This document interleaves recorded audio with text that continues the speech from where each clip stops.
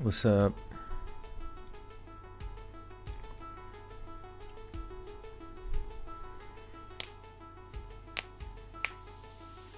How was my day? It's good.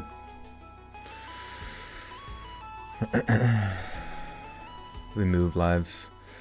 I just gotta stack content because I'm leaving very soon for a 2-week trip to Australia. So, Vixa, what's up, dude?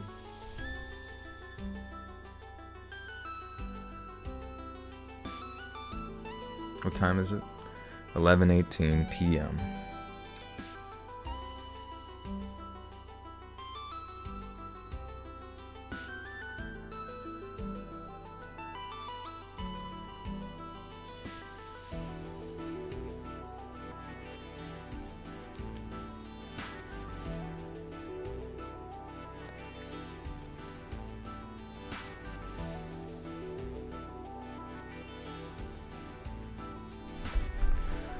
Oh shit.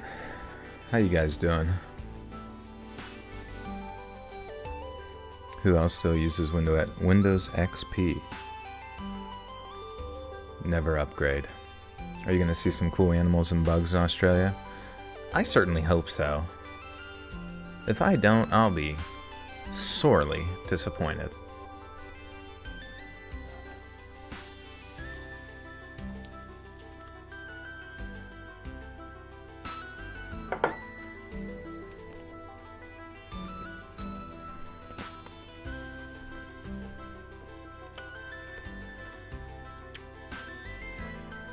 It was hot today, huh?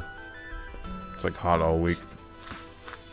It's just kind of funny leaving at the perfect time to go to Australia because it's their winter there. I'm wintering in Australia.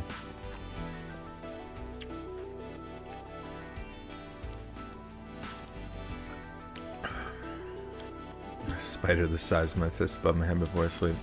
I hope not, dude. That would make me lose my shit.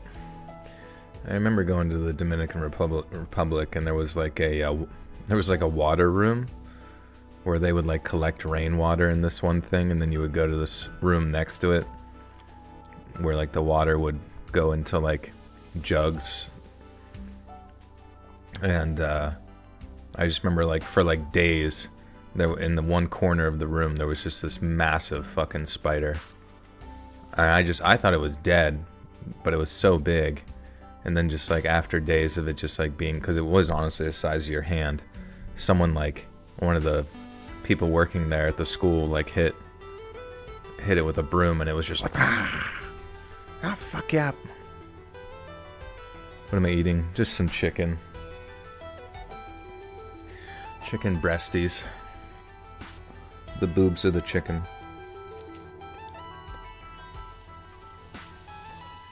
David, thank you for the 2. Have a safe trip. Fight a great way for me, I shall. I'll jump from the plane. Dude, it's gonna be so insane. Like, the amount of travel is fucking bonkers. I'm leaving out of... Well, doesn't matter, I won't say, but... Basically, it's just so much traveling. Just from the US to Australia is like 18 hours of flight. And that's not including just like the other flights. I'll have the chicken breast. Hold the chicken. Joel versus Sharknado. It's impossible to sleep. My mom always books red eyes. Yeah, we will be flying through the night. I did buy some sort of like neck pillow thing, so hopefully I'll be able to like lay. I also thought I saw that on my current up-to-date thing that there's no nobody sitting next to me. Could be a good or bad thing. I'll start my own like Chaz colony there. Anybody who enters at their own risk. Fan of Mitch Hedberg. Yeah, I feel like I haven't seen enough of Mitch Hedberg. I've seen some of his like one-liner jokes, but is that all he does? Is just kind of like, yeah, you don't want to put that in your butt.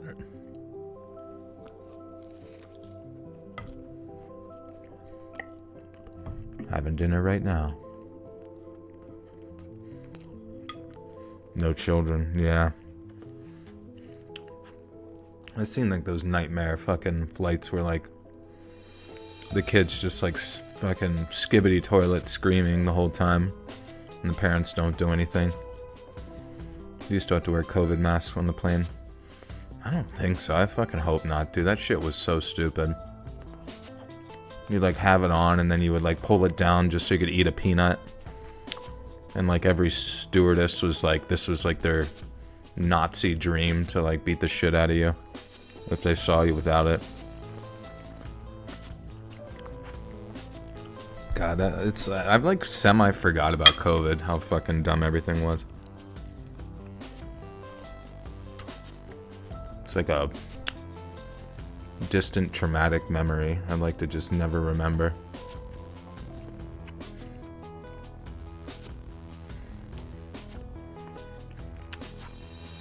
Put your mask on.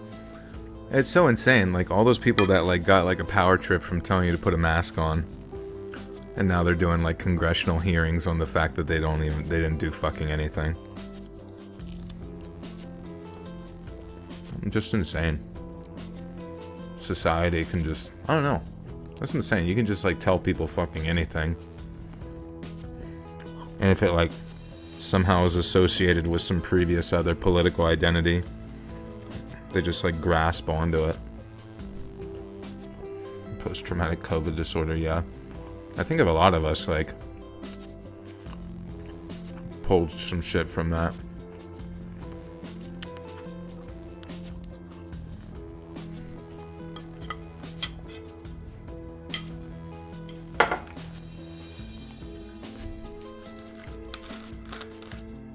What's in my mouth? It's chicken. It's so dry too.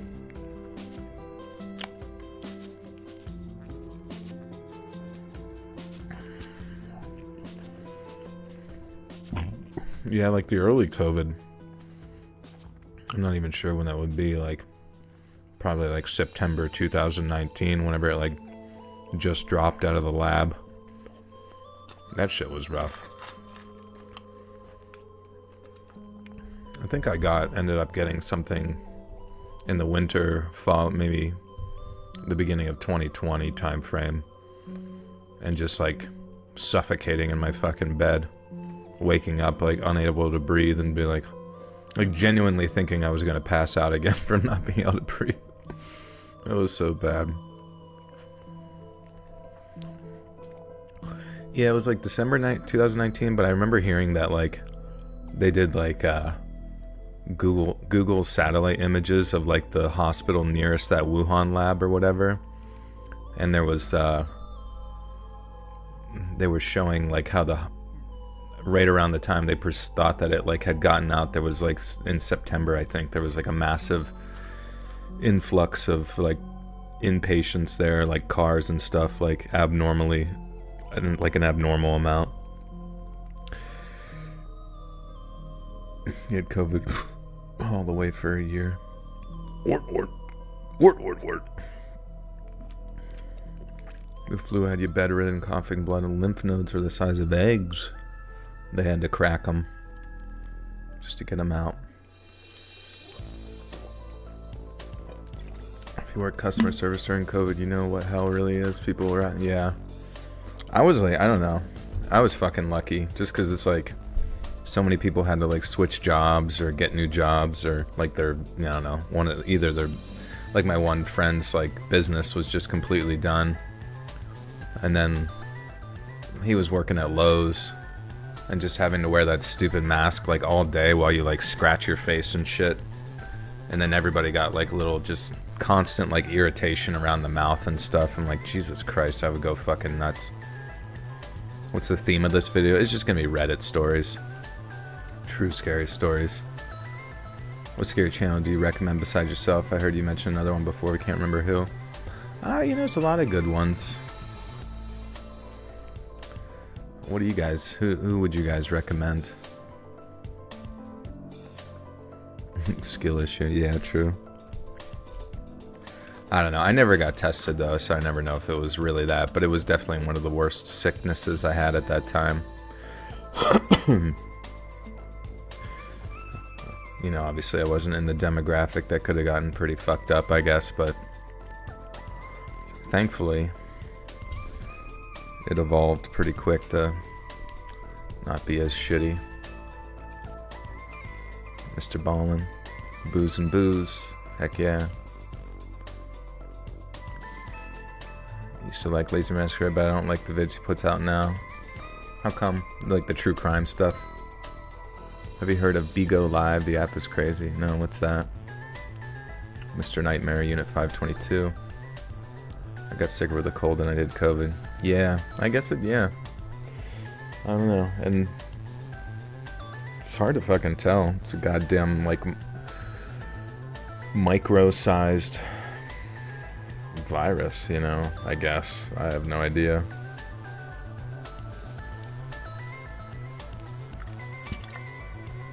Oh yeah, Scare Theater. I haven't checked his channel in a long time. What's he up to? Scare Theater. Oh, he's doing really good. When a conspiracy theory goes too far, if this number calls you, do not answer. When gang stalking goes wrong. Normally, me and the boys, when we gang stalk, we keep things kosher. Crime Circus? Never heard of it. Early No Sleep podcast was awesome. Really? What happened to them? I remember they were really popular for a while, and I feel like I haven't heard their name in forever.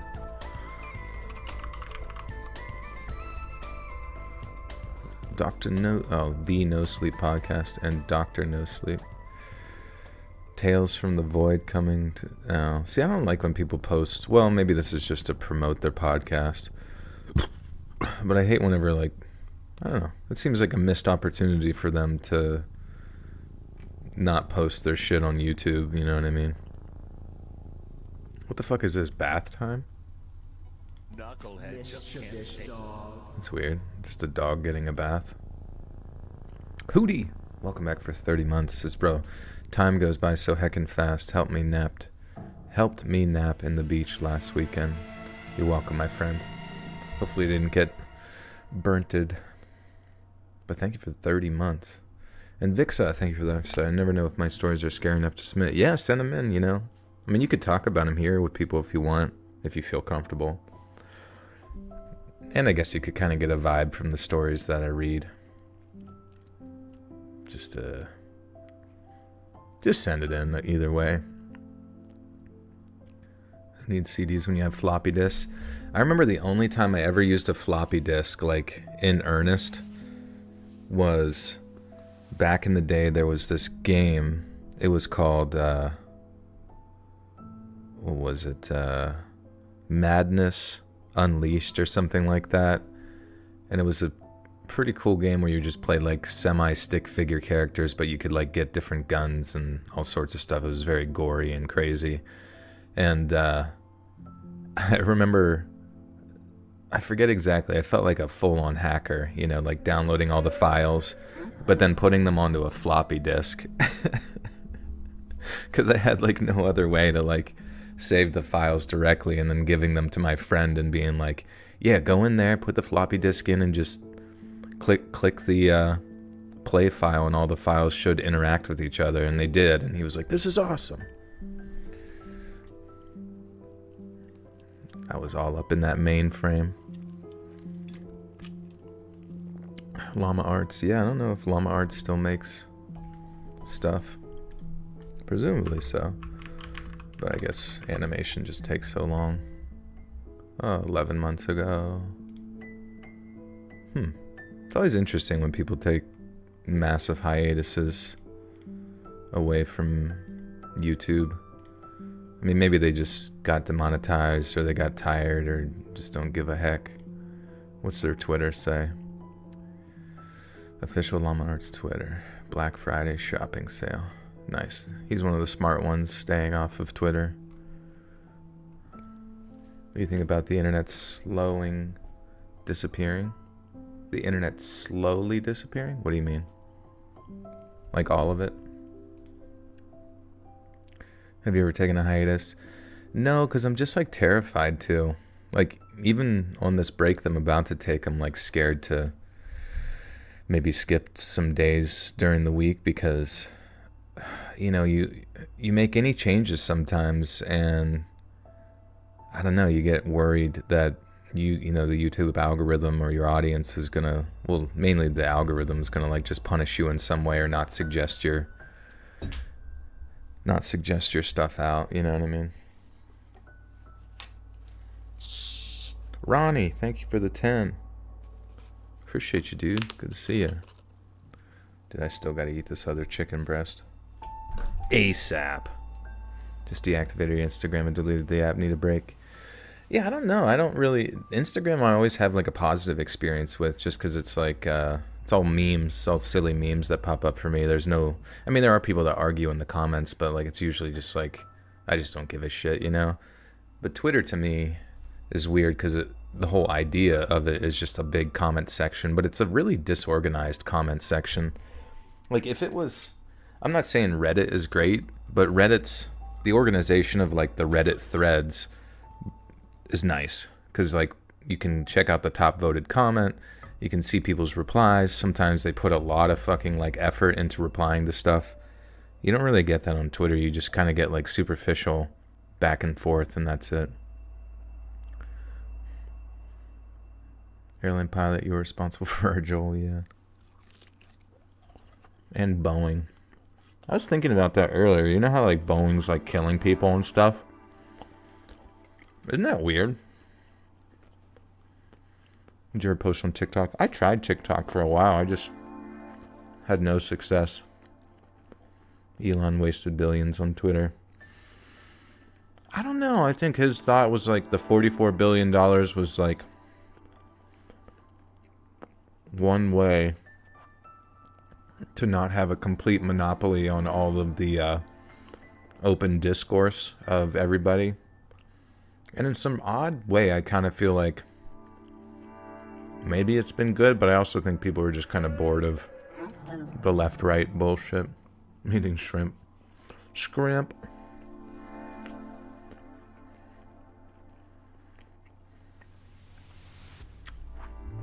But yeah, we got 7 stowaways tonight. I kind of want to keep listening to this while I eat, if you guys are cool with that.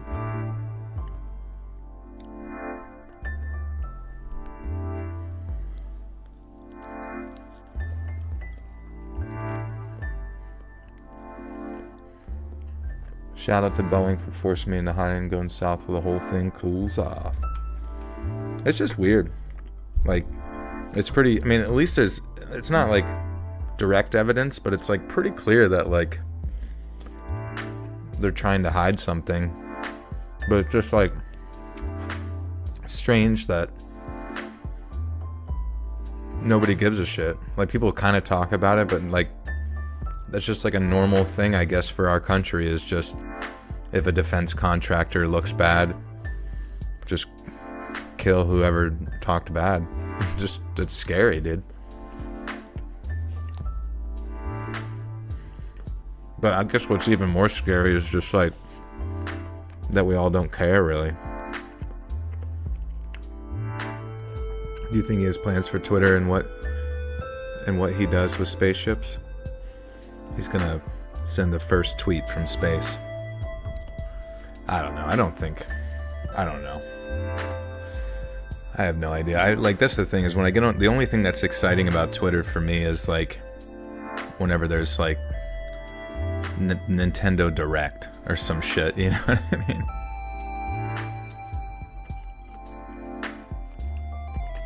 Davis Wall with the 10. Joel's vacation account. What's a vacation account? Oh, like my vacation story. Thank you for the 10.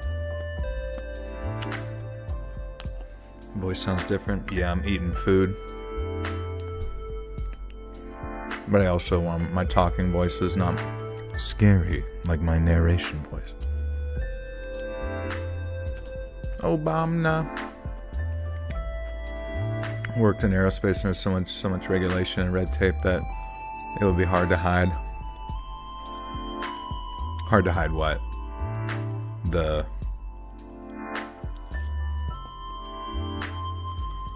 assassination of whistleblowers.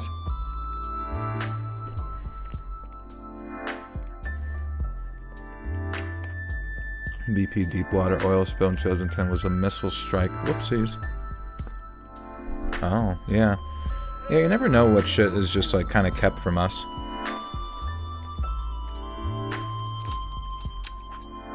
You're drunk and very sad.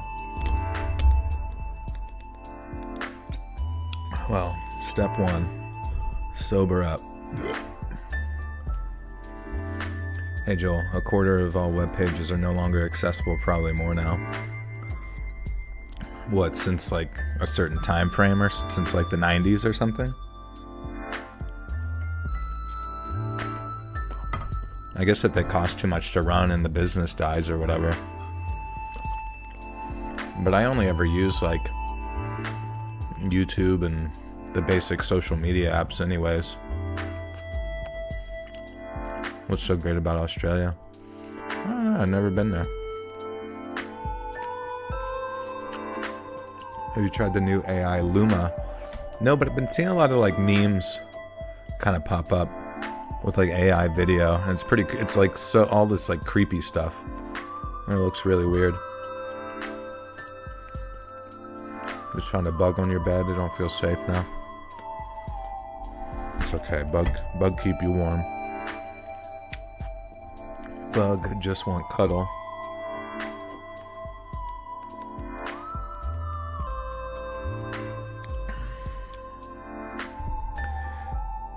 Drinking coffee and jerking it. Can you drink coffee and jerk at the same time? That's the question. Never been to Mars? I don't know. I always heard there was like big, like bug-like creatures underground at Mars.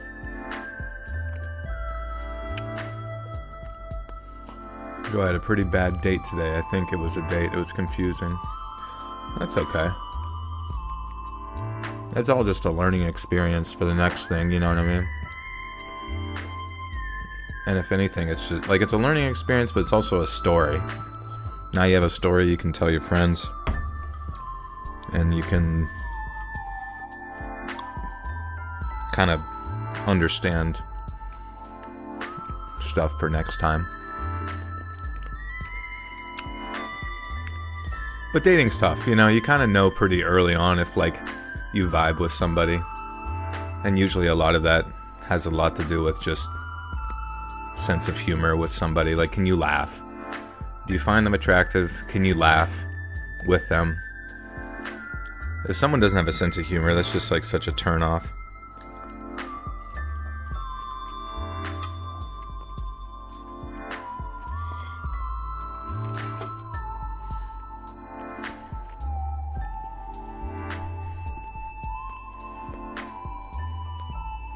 Particular souvenir. Maybe like got like a kangaroo pouch that I wear as like a pair of panties. Alright, dudes. We're in this to win this tonight. This is Thursday's video, but I'm thinking tomorrow night I'm gonna have to fucking... My sense of humor is basically fart sounds. Yeah, if she can just like fart right in my face on date 1, we should be Gucci. Gucci Mane. Shit. I got Reddit on light mode right now. This is not good. You know what I don't have on light mode?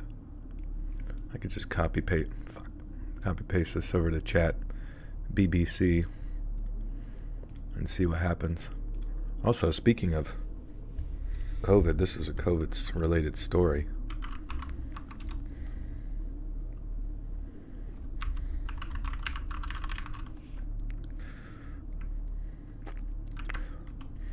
No, I'm not at light mode, but it's like you like clear your cache and fucking fucks everything up.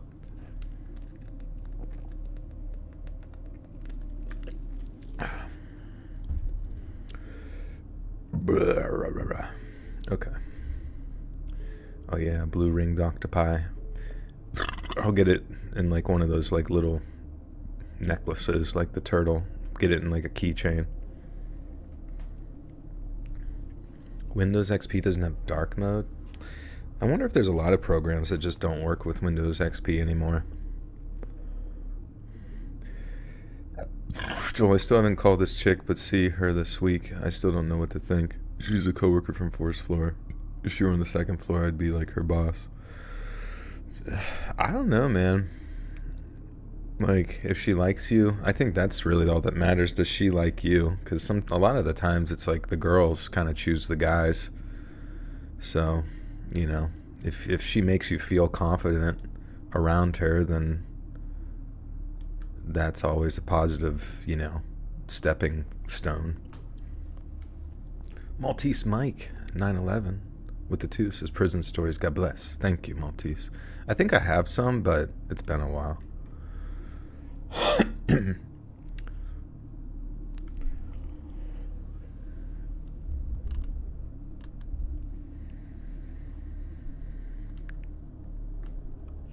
Put the lotion in the basket. Alright guys, like I said, 7 stories tonight.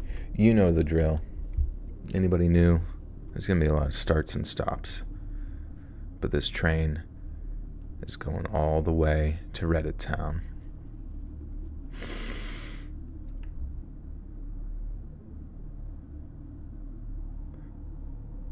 I'm a physician from Western Massachusetts. Unfortunately for me, I started as an officially licensed doctor in the fall of 2019, meaning that the pandemic was where I had to get my sea legs for being a hospitalist, so to speak. Being a new physician during the pandemic was harrowing for many reasons, but this experience was by far the most disturbing I have had since I started practicing. As a bit of a preamble, I have never completely understood why people have such an intense fear of oblivion. If you were kidnapped, tortured, and eventually killed by Albert Fish, would you truly be interested in an afterlife where you retain that memory? Death is often very merciful because it's true erasure. You no longer have to live with terrible pain or haunting experiences. Trauma lives on only for those who can remember it. And as for hell, I think we were able to create something much worse than fire and brimstone, even with the best of intentions. And this is where this story comes in. Oops. Hey, Jackie Chan, thank you for the gifter, too. Tim Richards, welcome, Tim.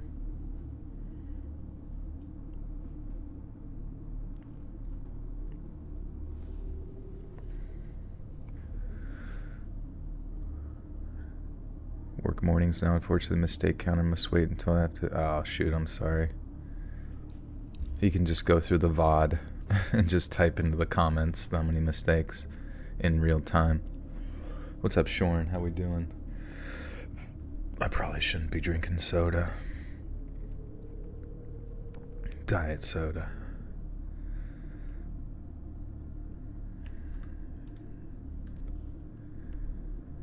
And as for hell, I think we are able to create something much worse than fire and brimstone, even with the best of intentions.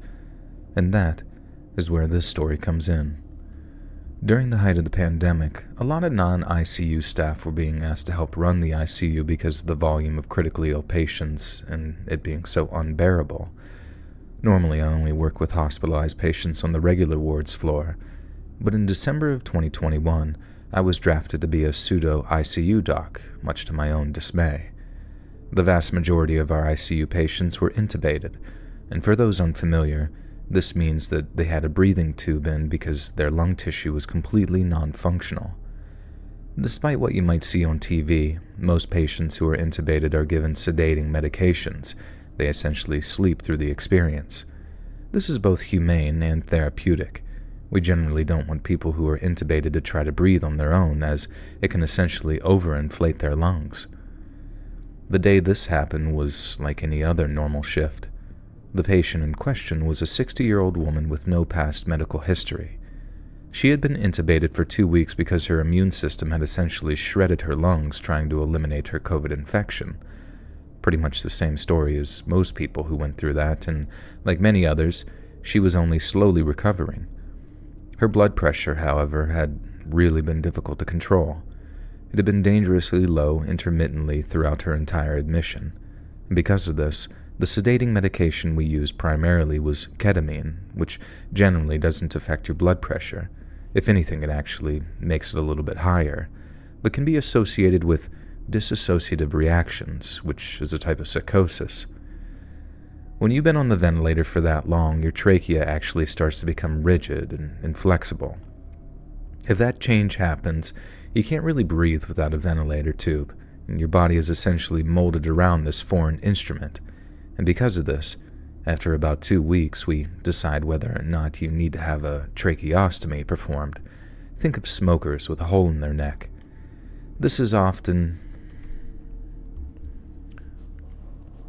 Was I nursed during the pandemic? No, I missed out on that. Thank God. Dave, thank you for the one.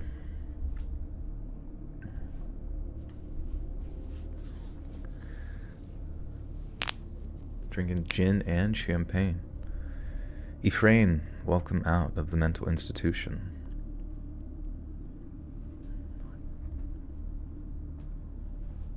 Every alcoholic report to chat. What's my favorite fruit?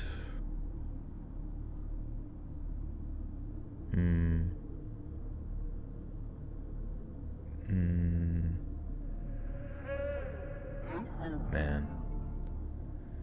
I guess like a really good mango is really good. But I also just, apples are good, grapes are good, bananas are good. They're all so good.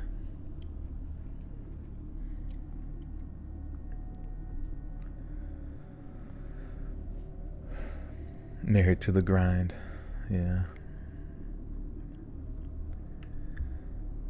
This often has a very negative impact on a patient's life, so in an effort to see if she could breathe on her own, we began lowering her sedation. 30 minutes later, I heard it. Initially, I couldn't recognize the sound. It was like if you recorded the sound of a blender and then listened to it on cheap headphones. The sound was high in pitch, but at the same time, it was a bit muffled and coarse. When I turned around, I saw this patient sitting up straight in bed. I gasped and moved back slightly. That sound I heard was her screaming into her ventilator tube. Not yelling, not hollering. She was screaming bloody murder through her ventilatory tube.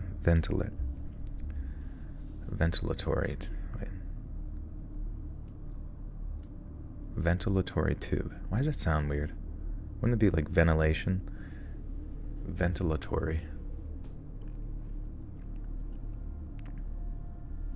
Sam, are you still working out?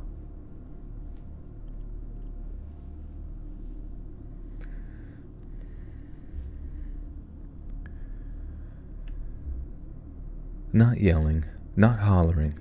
She was screaming bloody murder through her ventilation tube. Her eyes were bloodshot and bulging, and it looked like she was also crying, but that may have been the artificial tears. Blood was also starting to leak down the corners of her mouth.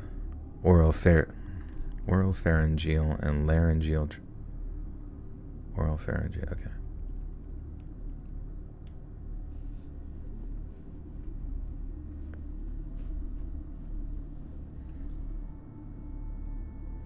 Would they say laryngeal? Would that sound more normal? Let me check, so I don't sound like a bimbo.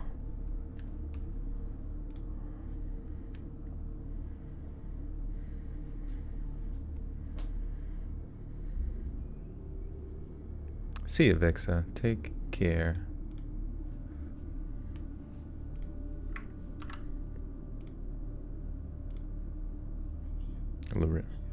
Oh, you can say both. Laryngeal, laryngeal.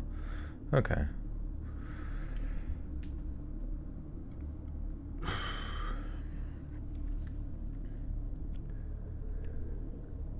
Blood was also starting to leak down the corners of her mouth. oropharyngeal and laryngeal trauma from her screaming so vigorously. Since she had COVID, there was no one in the room with her when she initially started screaming, and this was part of infection control. In order for us in healthcare to not contract COVID, we needed to essentially be in hazmat suits to interact with a COVID patient. We all rushed to get the proper equipment on to enter her room, and in that time, she managed to completely pull out her Is that really what he's saying? Ventilatory?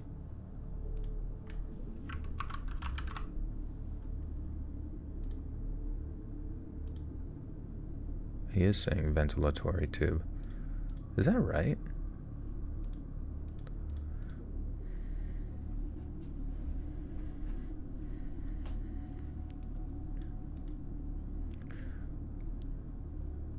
We all rushed to the proper. We all rushed to get the proper equipment to enter. In that time, she managed to. Okay.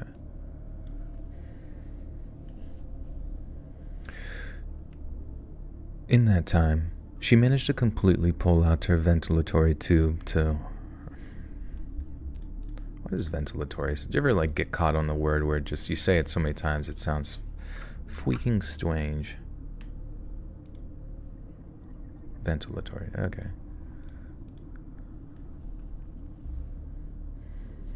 Take a shot of something fun tonight? Why would I drink a shot of Dr. Pepper? In that time, she managed to completely pull out her ventilatory tube to our conjoint horror, and I'll never forget the things that she said when we got to her bedside. She was pleading with us. Please, send me back. Please, please, this is all wrong. This is not who I am anymore. I don't want to be here. It hurts, and it's wrong. I don't want them to notice I left. I want to go back. Please, please send me back. Mind you, she was saying this through the blood that was now leaking down her throat and up through her mouth from the trauma of removing the tube. We did eventually get the tube back in after we gave her some emergency sedation, but the damage was already done. She died a few hours later. One family member was able to visit her at bedside while she passed, and we didn't have the heart to explain in full graphic detail what had happened. We only said that she took her breathing tube out and it had caused a lot of damage. I don't know where our consciousness lies when we are sedated for that long, but I am afraid of that place. Death is permanent. Whoops, that sounds weird.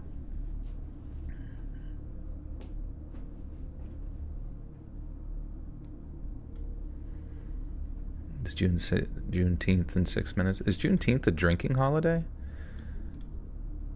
I still don't quite understand it as a holiday, cause in the same way, you got July 4th and stuff where it's fireworks and cookout and kind of thing. Is there... It'd be funny. It turns into a holiday where everyone gets just completely shit-faced. Everyone go insane! It's a tradition, guys. You're drunk on the Juneteenth. They're the holiday has been around for 1 year. You can't just use it as an excuse to black out. Says who?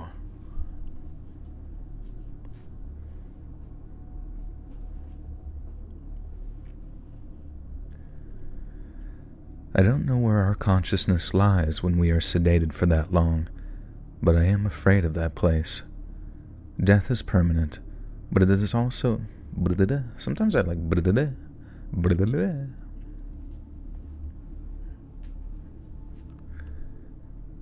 Death is permanent, but it is also balanced and equal. Everyone rests in oblivion, unbound from the traumas of life.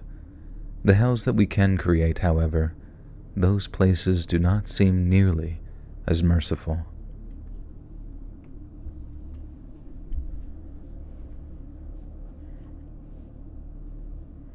Your bank is closed. Yeah, I feel like banks just... They're open 3 days a year.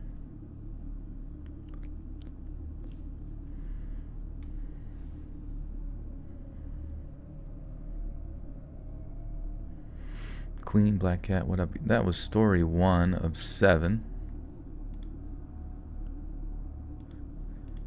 But that was an interesting story, though.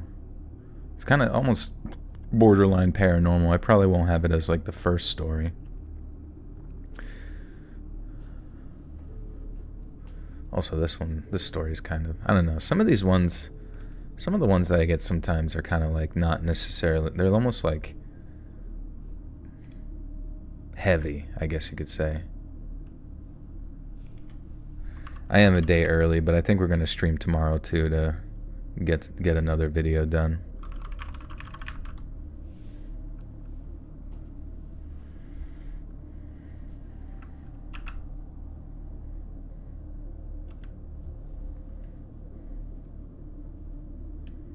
Juneteenth should have a Santa Claus type character.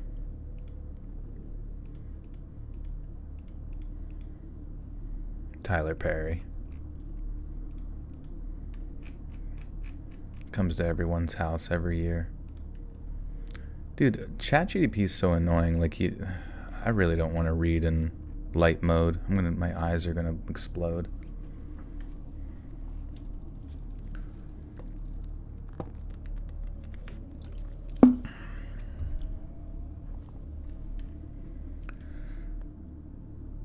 All right.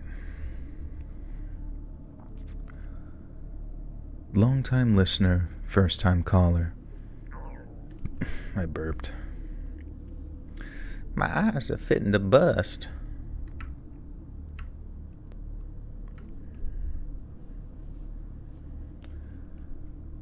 Long-time listener, first-time caller. I was just listening to your Dark Family Secrets video and felt inspired to tell you this one. For privacy reasons, all names are changed. I have an adopted older sister who we'll call Julie. Long story short, my parents thought that they couldn't have children, so they adopted her, and a year later they unexpectedly had me. I'd always known that Julie was adopted, and honestly, I never really thought much of it. Adopted or not, she's my big sister and just as much a part of the family as I am. That being said, I knew that there was something off with her, even from a young age. She's 10 years older than me, so I was still a kid when she was a teenager, but I think on some level I understood that she had a real mental health problem. Also, guys, let me know if I read a story that is not, or that I've already read. You have a Pomeranian? Nice, dude. Because I'm a little nervous that I'm going to end up reading a story tonight that I've already did. Renee, thank you for the 2. Good to see you.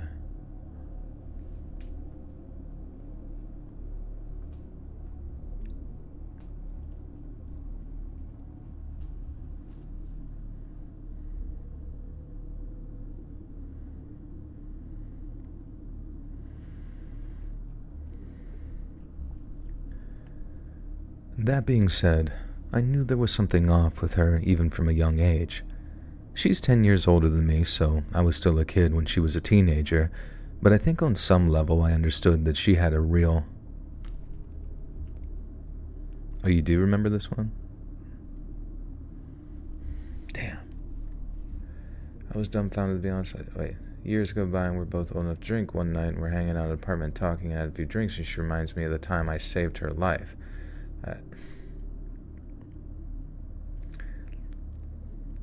Oh, you don't think so? Okay.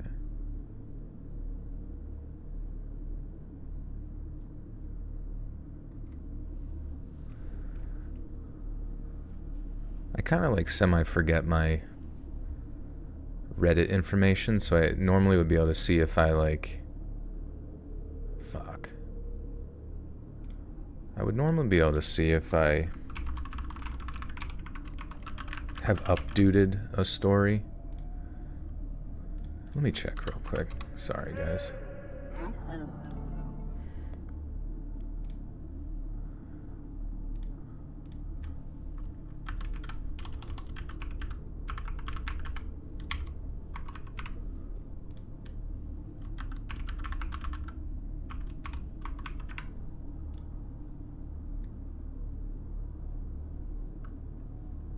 Okay. Excuse me. Okay, we're gonna do this real quick. We're gonna sign in, because I have them all open, the tabs, but I'm gonna sign in to Reddit officially. And then, it should show me if I've updated them before. You are now logged into Reddit. Welcome to... Oh, shit. Oh. Let's see. Okay. So that one, it was updated. This adopted... Wait, what the fuck? Damn, dude.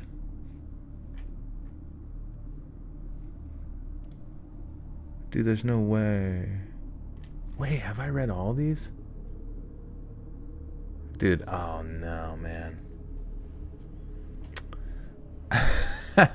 No way. There's a lot of these here that I think I may have already read. That's crazy. How have I not... Damn. That's unlucky. Well, I'm dumb, I guess. Wow. I know I didn't read that one about the COVID one for sure. But this one about an adopted sister, I think I read. And then the one after this too, where it like had a... Investigate... Oh man, that's so sad. The Erath County Sheriff's Office investigate death of son and father and murder-suicide. Yeah, I think I read that one too. Oh my god, I'm such a dumbo, dude. Fuck. But then this one, I talked to a man online, it turned out to be a mass murderer? That could be... But then this grandma one, where like grandma was in the hunting area. Damn. Damn, damn, damn.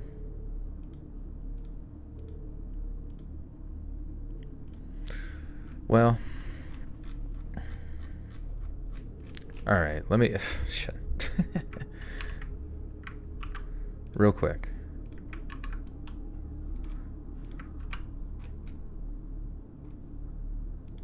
Crap. Alright, whatever. Let's get these... We still have enough, I think, word count wise.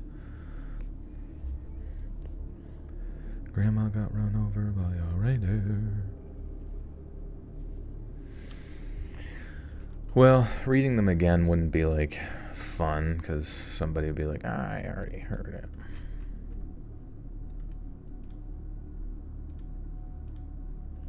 it. Okay.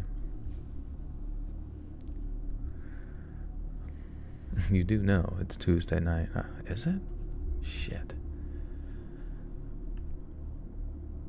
So this happened long ago. It was like 2003 or 2004, and I was about 17 or 18 at the time. Online dating was basically a new thing, and it was fun and exciting. I was single at the time and was talking to different people online, you know, just flirting and having fun. One day a guy contacted me on a dating site. He was kind of handsome and polite, typical boy next door looking with blonde hair and blue eyes, and I was intrigued. I learned that he was 6 years older than me. He lived pretty far from me, but it was exciting to talk to him. We started talking daily, getting to know each other, planned on meeting up, where he said that he would buy me plane tickets and stuff like that. And as a teenage girl, getting that kind of attention from an older man who's actually nice and even funny, I seriously thought about accepting his offer. So we played with the thought of doing just that next Tuesday.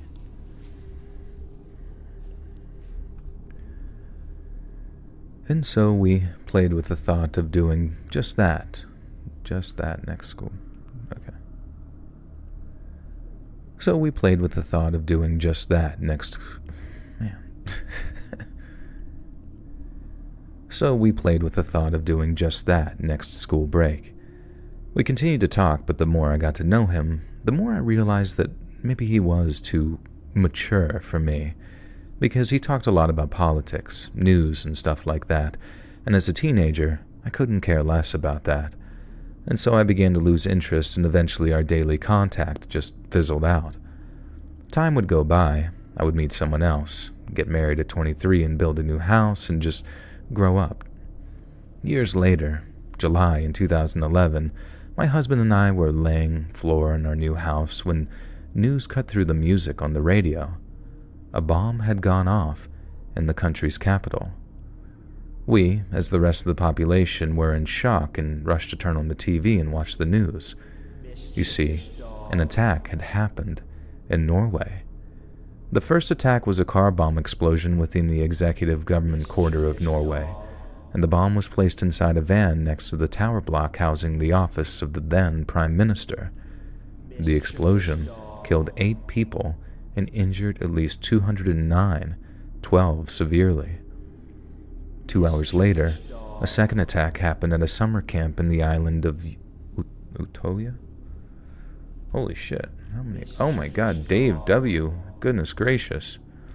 Thank you for the 20 gifted memberships to Finksy, Glitched, Serene Soundscapes, Daphne Law, Megastar, J-Bro, Miri, Heather Hurst, Stephanie Bollinger, Fawn, DJ Pempek, Be Kinder Than Necessary, Fun and Funky, Ashley McCann, Amy Storer, Sloth Moss, Lex,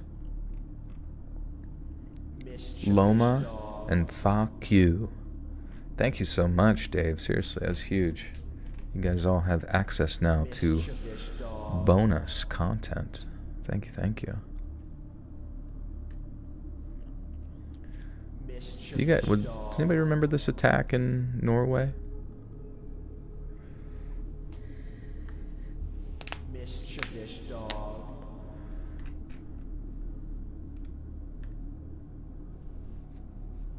Mischievous dog.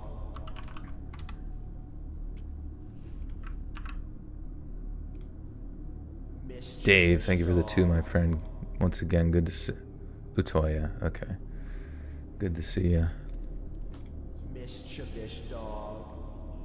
Utoya. Utoya. Mischievous dog.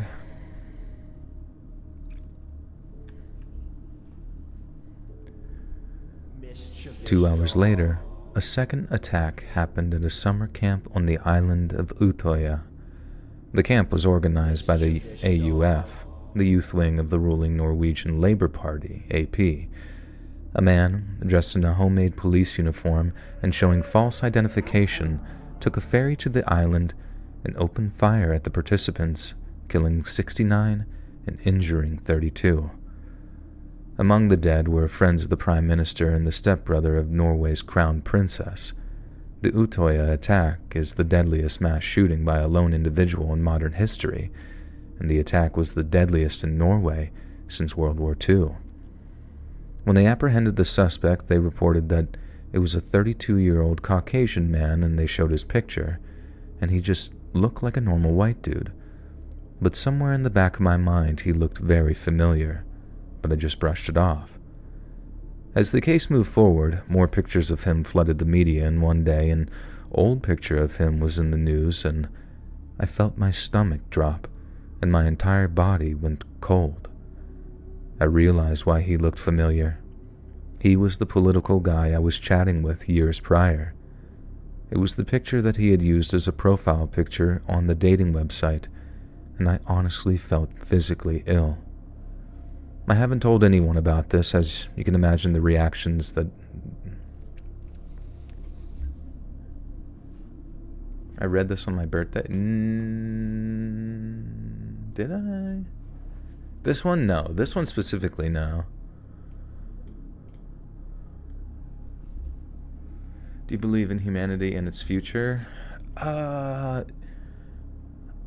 Yeah, I mean, as long as we keep making babies, just keep going forward, you know? Doesn't matter if, like, we're on another planet or we're, like, swimming in shit. Like, humanity, life finds a way.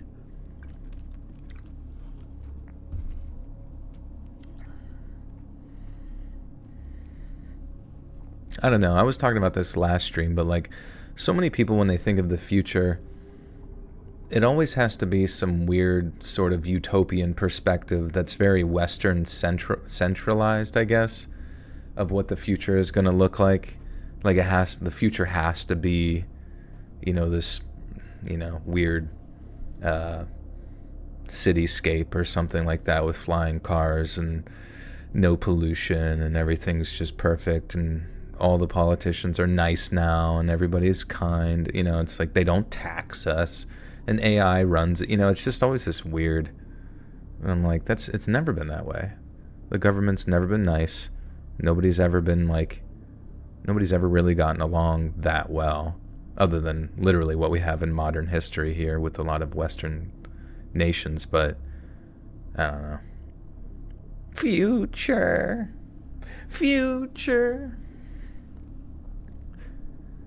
I haven't told anyone this, as you can imagine the reactions that would get. All I can say is that I am so happy I stopped talking to him when I did. Alright, I got a message. Robin.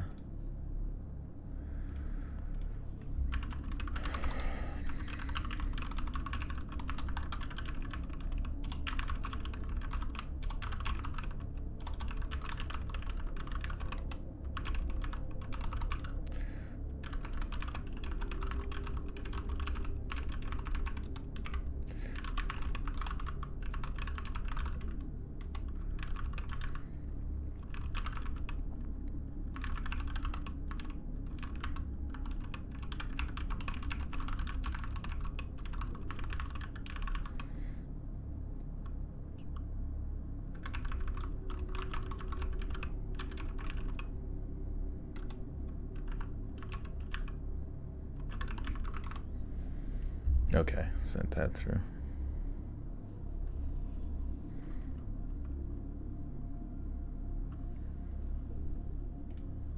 Sweet.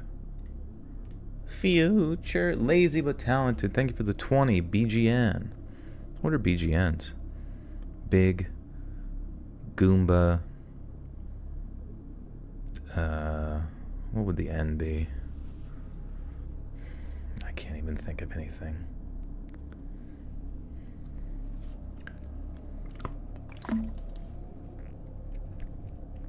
Am I really typing? I'm just doing some fake typing just so you guys think I'm competent. Big gay nuts. There you go. Thank you for the 20 big gay nuts.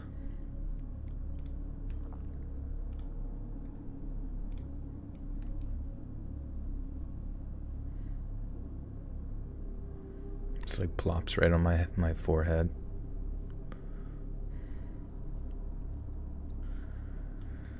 All right. And so we cringe on. To hear about the hoopla with Waffle House that changed their base pay to a whopping $3 per hour, as if that's some grand generosity to their employers. Wait, what's the... Is it one of those... I never really understood that, like with those... Like, who decided that, like, servers get paid so shitty whenever there's, like, I understand there's tips originated around that, but it's just weird that, like, if there's tips involved, then you get paid, like, nothing. Like, but, at the same time, I guess maybe they do better, do much better than somebody else, but I can't imagine making bank at Waffle House. Maybe you could. Maybe people do make pretty good money serving at Waffle House, but I feel like you also have to have some like martial arts skills to work there too.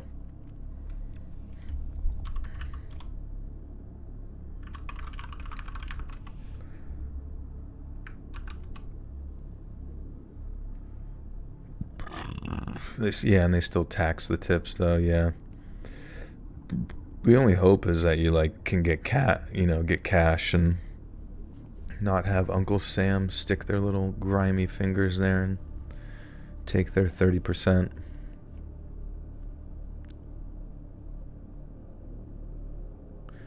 You think paying people more would keep good people acting? I mean, it's really just, I don't know about who you hire, but every Waffle House I've ever been to, it's like people are nice there, but you can tell that, you know, in the past they may or may not have enjoyed methamphetamines, you know. That's just the thing, though, is Waffle House is not really known for its professionality.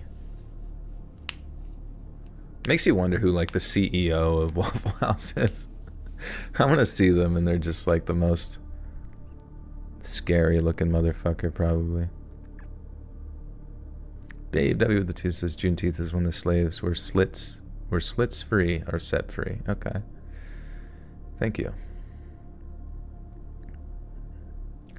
I worked on a downtown Main Street. That's when I'm coming from, I guess. All Waffle Houses are bad part of town over here in Virginia. Yeah, it's tough too. It's interesting there's so many of them though. Like it's a chain restaurant, but it's like specifically known for its internal boxing ring.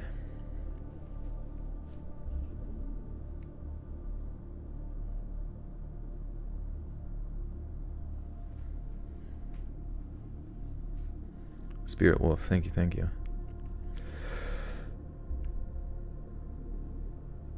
When I started middle school, I made a friend named Erica. One of the first things that she said to me was that she hated supermarkets and grocery shopping in general. I laughed at her at the time and asked, why? Your mom won't buy you candy or gummy bears or something? And she responds by saying, no, because I was almost kidnapped by a man at a supermarket when I wandered away from my mother. And that was the first time that I had been really sobered as a child. I was a talkative person who could always respond with an awesome comeback and maybe even a little joke, even as a kid. But that comment, which she made as if it were just common knowledge, was very distressing. I asked her for more details and she explained all that she had gone through. She wasn't taken, thanks to her mom's quick senses. I wondered if the guy had been caught, and Erica said that he had, but that her mother warned her he wasn't the only one who did such things. And she also told me to be careful who I trusted. Not to be careful who I trusted, I see. Dave with the 2 says, Abe Lincoln is the day's Santa. Yeah, Abraham Lincoln is Juneteenth Santa. There you go. We're getting all the lore figured out for... You can sit on Abraham Lincoln's lap, and you can get blacked out drunk. It's a perfect day, really. Hey, Horror on the Rocks, what's up, dude?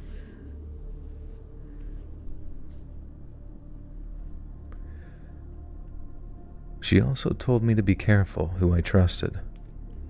It was solid advice. It was salad advice. It was solid advice for a middle schooler, and I perceived Erica as a really mature person thanks to that conversation and decided I would maintain being friends with her.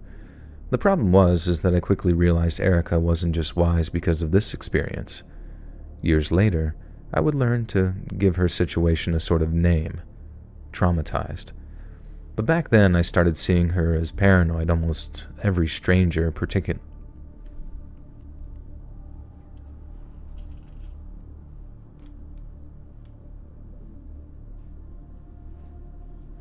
Use the syrup. You're fighting in Waffle House and you... Pocket syrup! Ah! And they just slip and a bunch of like hot grease falls on their face. Ah! Oh my god, Pradeep is all flipped upside down.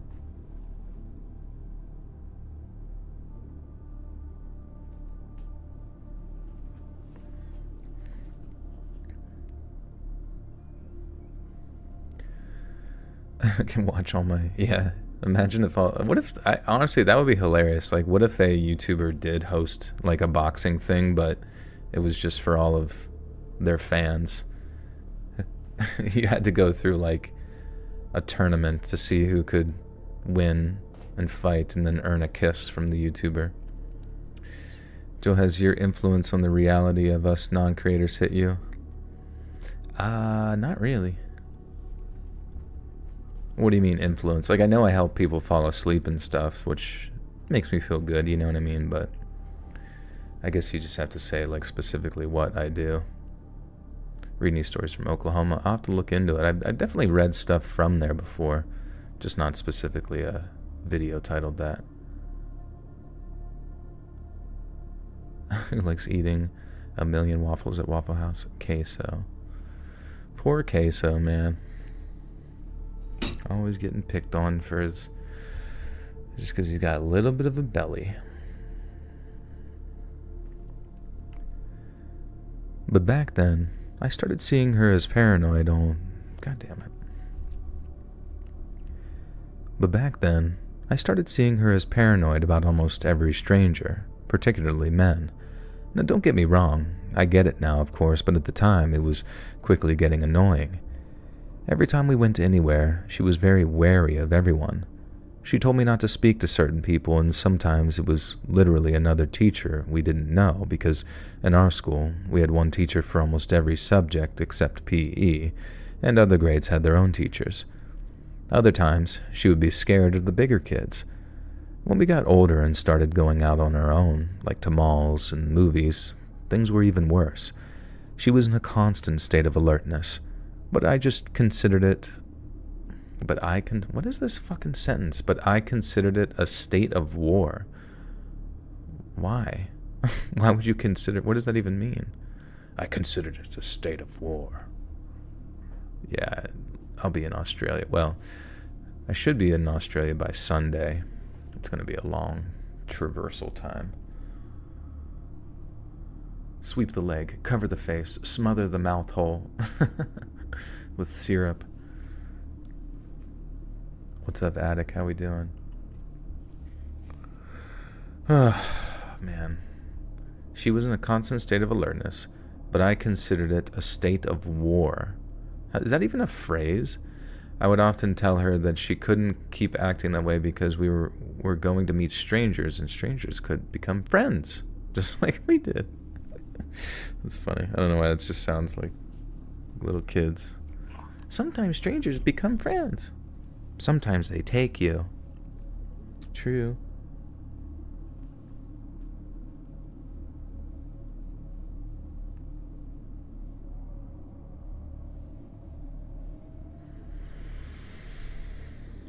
I believe Queso has been eating waffles at his local Waffle House and went to McDonald's to order 10,000 nugget pieces and Big Macs. Oh my gosh. Queso is a hungry boy.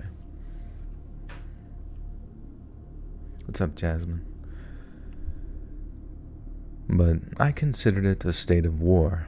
But I would often tell her that she couldn't keep acting that way because we were going to meet strangers, and honestly, sometimes strangers could become friends, just like we did.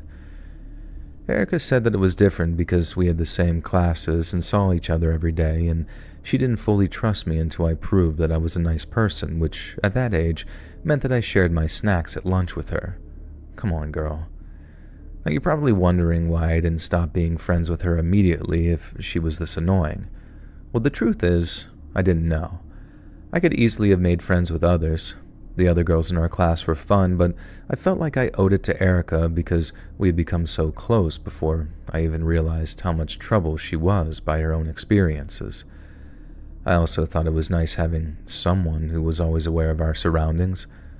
Our moms had already met and liked each other too, and I couldn't give up my first real friend in my new school, so I stuck it out. But I honestly wanted to change that when we reached high school, though.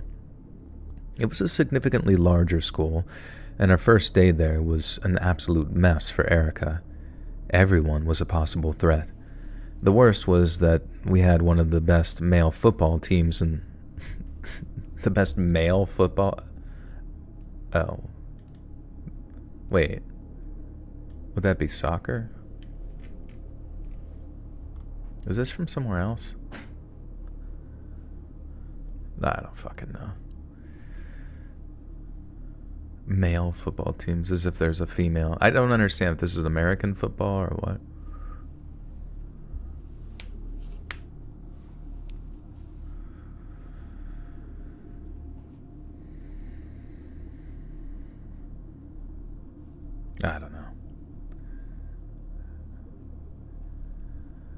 The worst was that we had one of the best football teams in the state, meaning that some of the boys were huge and incredibly intimidating.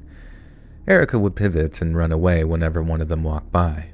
It was very inconvenient, and as girls we'd heard stories and been warned enough to be careful, even with just boys who were in our class, so taking on a cautious attitude wasn't a bad idea, but it wasn't sustainable. Our high school was much different than our middle school, and with one teacher and always sitting in the same... I feel like ChatGPT fucks the grammar up or something like that. It just makes it sound not English sometimes.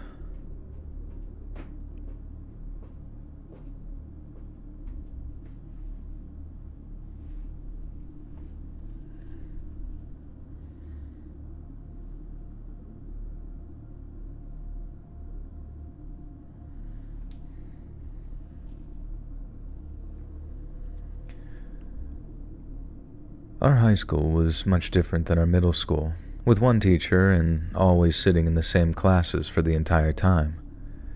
In high school, Erica and I had different classes and schedules. We only shared a couple over those 4 years, and I also started to make friends with other people. I found it refreshing to not be constantly on edge or have someone always commenting, "That one looks like a bad guy.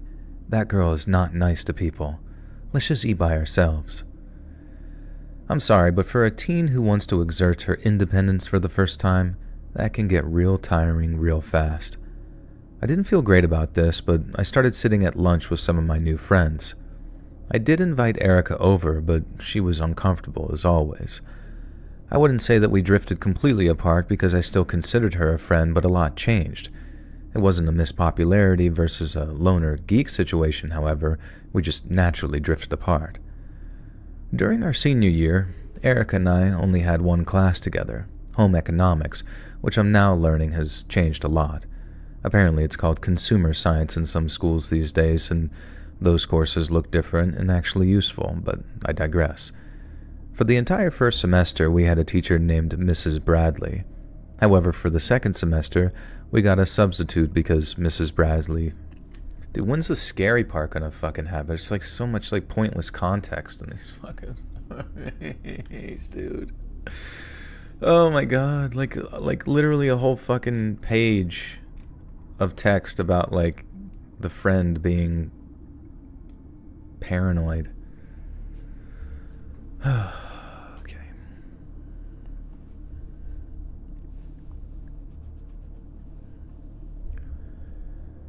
However, for the second semester, we got a substitute because Mrs. Bradley fell and broke her hip. The new lady was much younger.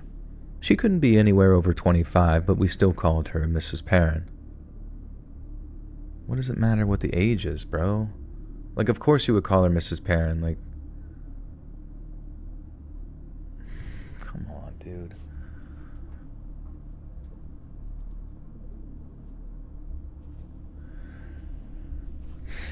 Favorite animal? Dogs, dude. Dogs rock.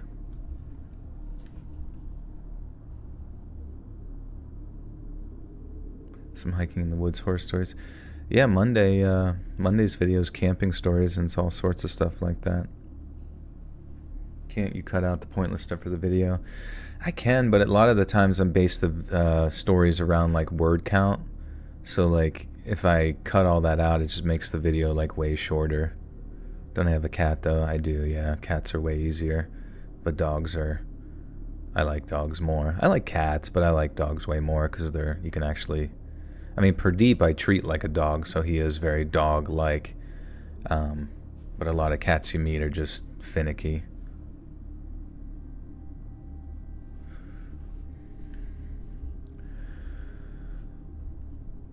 However, for the second semester, we got a substitute because Mrs. Bradley fell and broke her hip. The new lady was much younger, and she couldn't be anywhere over 25. I knew Erica wouldn't like this. Changing teachers wasn't easy, but surprisingly, it only took a few days for Erica to warm up to Mrs. Parent.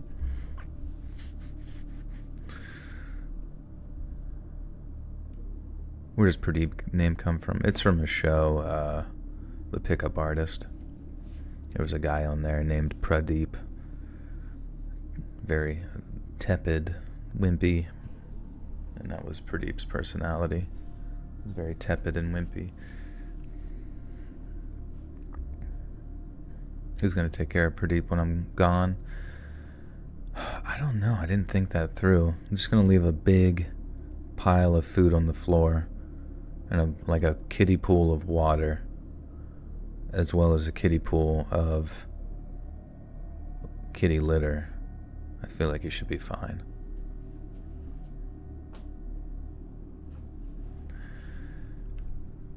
I knew Erica wouldn't like this. Changing teachers wasn't easy, but surprisingly, it only took a few days for Erica to warm up to Mrs. Perrin. And I was shocked. Had she changed that much during these past few years? And then I was glad, because Mrs. Perrin was a quietly reserved woman, much like my friend, but she was nice to anyone who wanted to listen. Most of the people in that class only took it as an easy elective, but Mrs. Perrin noticed anyone who took it seriously. Erica was always interested in manual creative stuff like crochet, so she was perfect. She bonded with our teacher in a way that she hadn't with others. And because of how easy it felt to be around my friend again, I started finding crochet fascinating during that 1-hour class. It was comforting, and it was nice to actively talk to Erica like we used to. She had become comfortable with our school, recognized that the huge boys on the football team weren't threats, for the most part, and was acting like a bomb could drop on her at any moment. And I marveled once more that Erica spoke with a maturity that was beyond me and my close friends, and it made me feel like that kid again, who wanted to be closer to her and act more grown up. I invited her to sit with my group, and she invited her friends over, and it was nice. We had grown up, and we were breaking the stereotypes of just hanging with like-minded people, and I felt sort of sophisticated almost, like I was better than others. And so we settled into that norm for the rest of senior year. I remember one lunch when Erica invited me to her house to see her new crocheted things. I hadn't seen her mom in some time, so I accepted. Erica had her own car, which I didn't know, and I thought it was cool. However, she pulled into the parking lot of a local supermarket and started to get out of the car. What? I thought they were at her house. However, she pulled into a parking lot. Dude, I'm not sure if, ChatGPT is, fucking up the grammar. God, dude.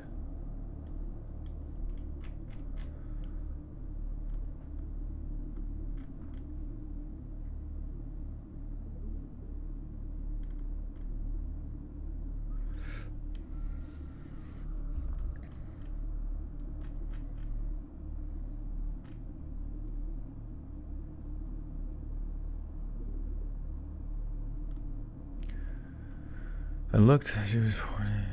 I remember one lunch, she was inviting me, parking lot, stopped for a second, asked if she was alright, actually laughed in my face.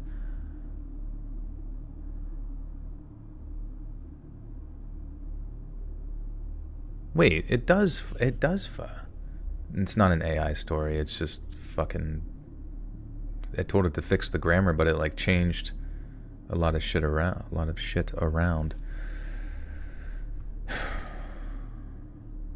What? I invited her to sit with my group. She invited her friends over. It was not... Alright, we'll just start there. I don't fucking know. I invited her to sit with my group, and she invited her friends over, and it was nice. We had grown up, and we were breaking the stereotypes of just hanging out with like-minded people, and I felt sophisticated, almost, like I was better than others. And so we settled into that norm for the rest of senior year. I remember one lunch when Erica invited me to her house to see her new crocheted things. I hadn't seen her mom in some time, so I accepted. Erica had her own car, which I didn't know, and I thought it was so cool. However, she pulled into the parking lot of a local supermarket and started to get out of the car. I stopped her for a second and asked if she was all right with this, and Erica actually laughed in my face. She said that her mom made her buy all her crochet materials alone because she had to learn not to have that anxiety, and I was pretty happy for her. We got out of the car and went inside with our cart. We talked about everything and nothing until Erica said, "Is that Mrs. Perrin?"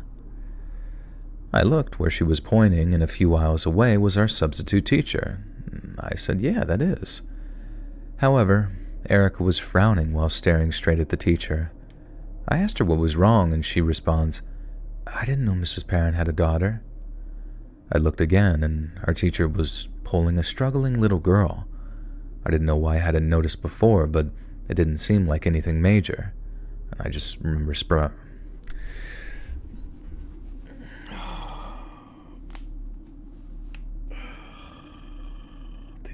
like this story's been going on for a fucking so long, and nothing has happened, like, other than the beginning of it where she had a bad experience when she was little, which is bad, but like, holy fucking shit. Like, holy fucking shit.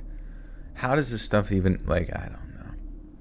I'm listening to stop motion stories, yeah. Oh my god, it's like, what is the need for all the buildup of nothing? Like, I don't need to know every pointless detail about your entire middle school to high school life. Oh my god.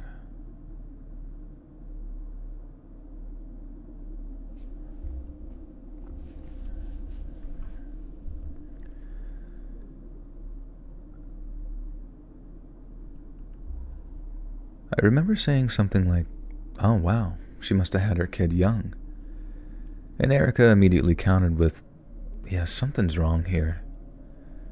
I looked over and she had her paranoid face on, the one where she was afraid of a war bomb. A war bomb? A war bomb.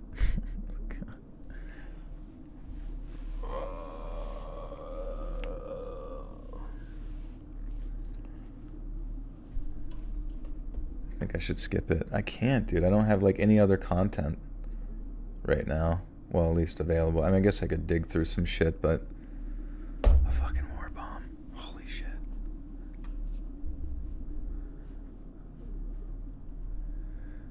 I looked over and she had her paranoid face on, the one where she looked like she was afraid a bomb was going to fall on her head.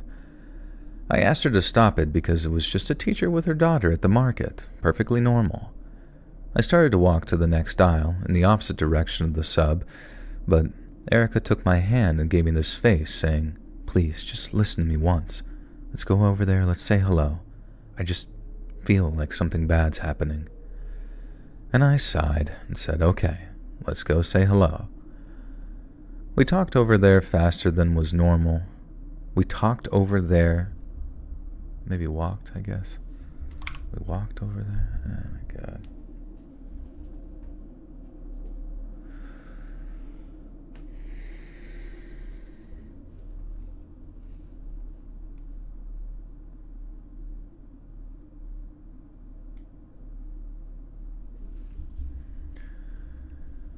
We walked over there faster than was normal while we pulled a market. My God. We walked over there faster than was normal while we pulled a shopping cart, and I almost ran into Erica's back because she stopped so abruptly. I leaned away to see what she was looking at and noticed Mrs. Perrin, the girl that she had been polling, and a strange man. Mrs. Perrin was pushing the little girl over to the man, and after truly looking at her small, distressed face, I immediately knew that Erica was right. But I didn't have time to process before Erica was yelling at the top of her lungs like nothing I had ever heard, and in this market that noise echoed horribly. Everyone immediately turned to look at us, including the man and Mrs. Perrin. Mrs. Perrin came up to us with this horrible grimace on her face and started to push Erica to the floor, yelling, "Shut up." I had taken a step back, but Erica was still screaming, not stopping for anything in the world.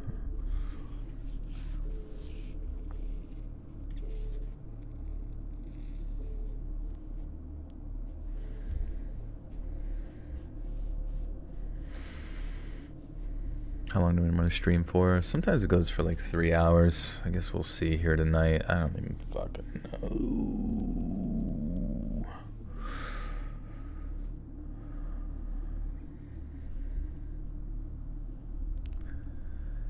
I had taken a step back, but Erica was still screaming and not stopping for anything, and it caught every shopper's attention. Suddenly, I noticed that the man had just suddenly run off.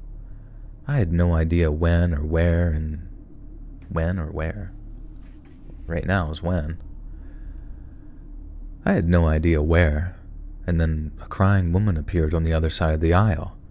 She runs up to this little girl, who then sprints into her arms, yelling, "Mom!" Jesus Christ.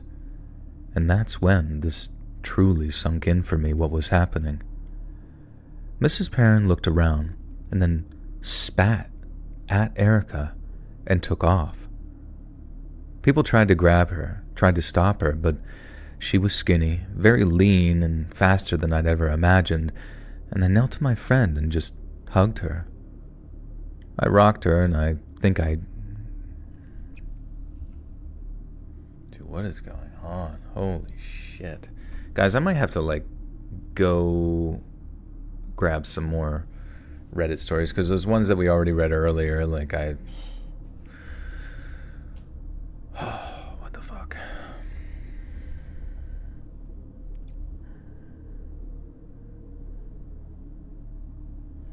I had to call Eric's mom and go. This story just... I just have to go get some more fucking stories from my lab of... I have a big spreadsheet of shit that kind of keeps things oriented for the Reddit stuff, and I thought it would be good, but some of these are pretty low voted or sent over email and just are, I don't know, getting them on the fly was not smart.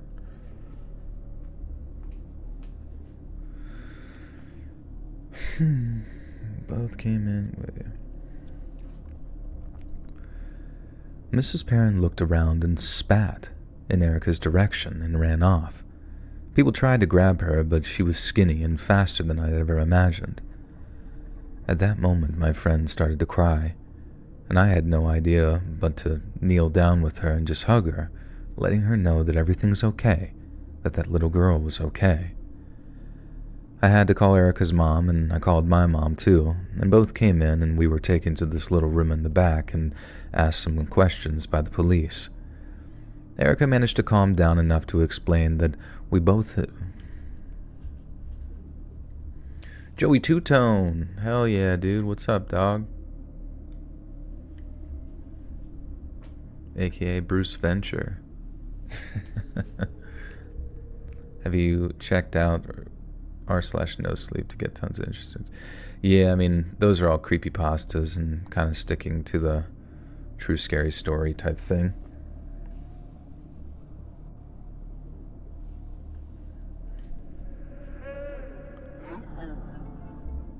Erica managed to calm down enough to explain what we both had witnessed, but she and I had seen two very different things. Erica saw Mrs. Perrin pulling the girl, and I knew that she had been struggling, but I thought it was just a tantrum. My friend saw a little girl being pulled by a stranger, and she immediately was taken back to that day and knew. When we walked over and reached the aisle, Erica explained that Mrs. Perrin was giving that little girl to the same man.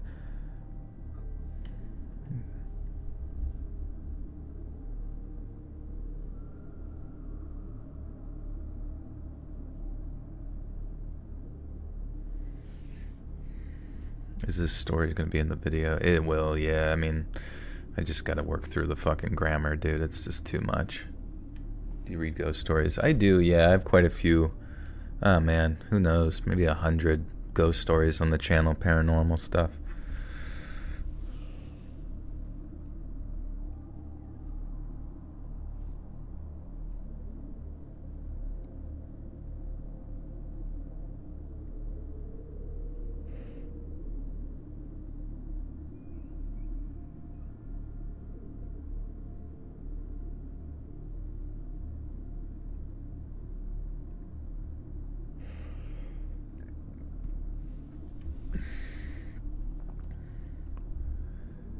When we walked over and reached the aisle, Erica explained that Mrs. Perrin was giving that little girl to the same man who tried to snatch her all those years ago.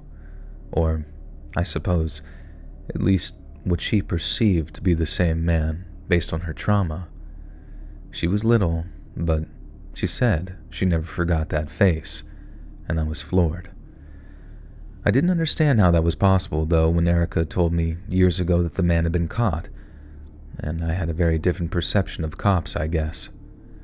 That was my introduction to the real world and how things, particularly crimes, aren't always wrapped up so neatly. We both had to give statements to the officers, and I asked one of them, "You'll catch them, right?" And I specifically remember him looking at me and just saying nothing, and it was almost like he tried to tell me, "We'll try, but don't get your hopes up." When we left that office and had to walk back through the supermarket, the crying woman came over and wrapped her arms around Erica, thanking her for saving her daughter, and I cried just watching them. And she was right. If my friend hadn't been traumatized so badly and so paranoid for the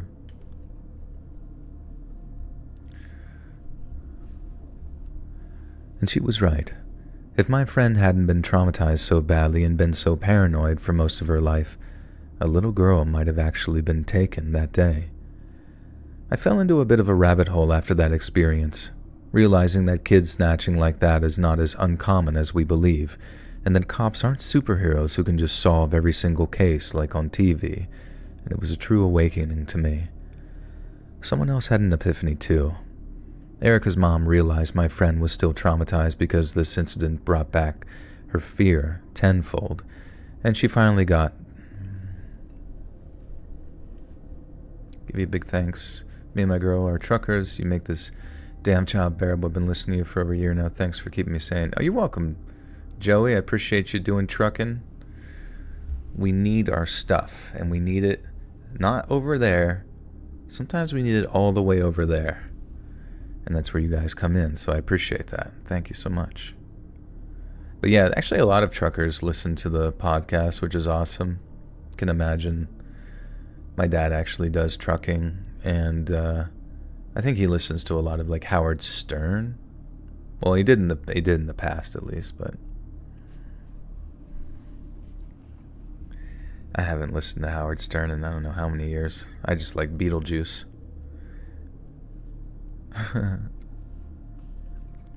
Just hanging around. Just hanging around. You're on his Patreon, but YouTube membership is pricey for me right now. Oh, okay. Sorry about that. Did they increase how much it costs for YouTube stuff? My dad's a tough guy, yeah. He is pretty tough. But one day I will be able to defeat him. Someone else had an epiphany too. Erica's mom realized my friend was still traumatized because this incident brought back that fear tenfold, and she finally got her a therapist, even though at the time it was still a very modern concept, very LA, I guess you could say. She did well as expected afterward, and we remained friends for the rest of our high school time, and we kept some contact in college, but reconnected fully when we both moved back to our town. We have our own families now, and I actually do see her often. She's my best friend, and while I know that I can't live with the whole paranoid thing that much, it doesn't actually hurt to be aware of your surroundings at times. I forgot to welcome Bird's Eye View. I'm sorry about that. Oh, Lynn, thank you for the gifter. I don't know why it didn't pop up. To Bird's Eye View. Bird, you now have access to bonus content. Thank you, Lynn. Appreciate you. You suspect I'm a good son. I'm definitely not bad.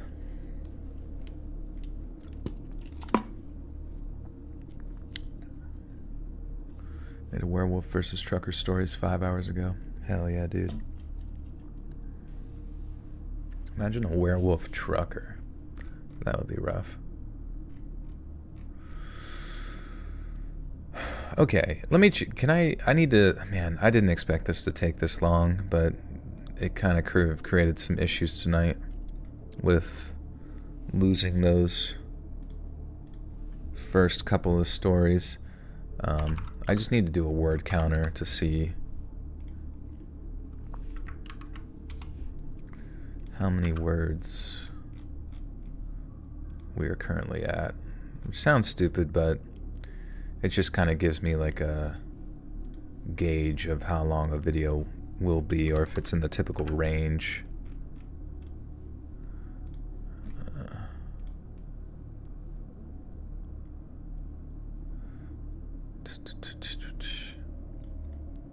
Do do do do do do. Okay. Well, all right. That puts us at like 4,000 ish, 3,800. Scotia lobster from Halifax. Interesting.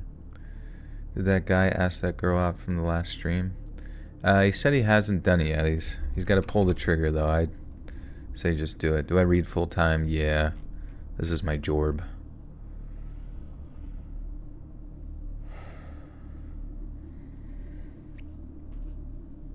How old is Studio Eden? Who's that?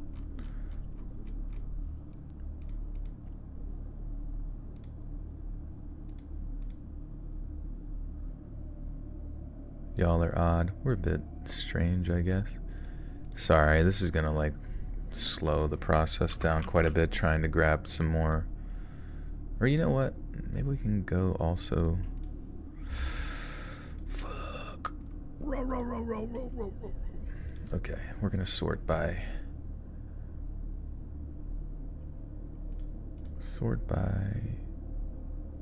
top.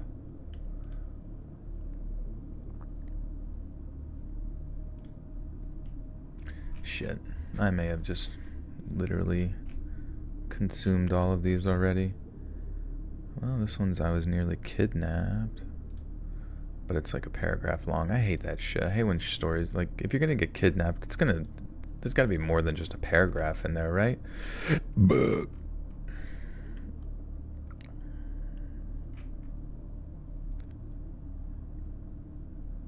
Okay, this one should be good.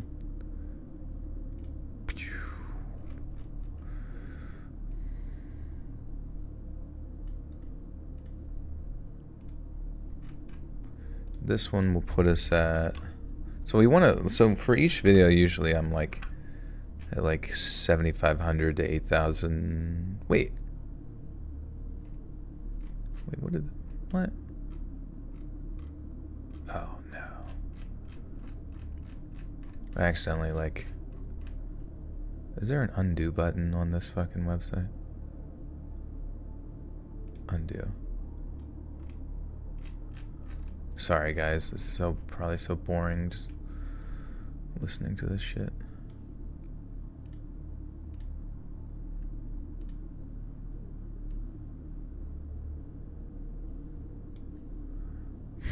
Whatever, doesn't matter. We're just gonna keep going.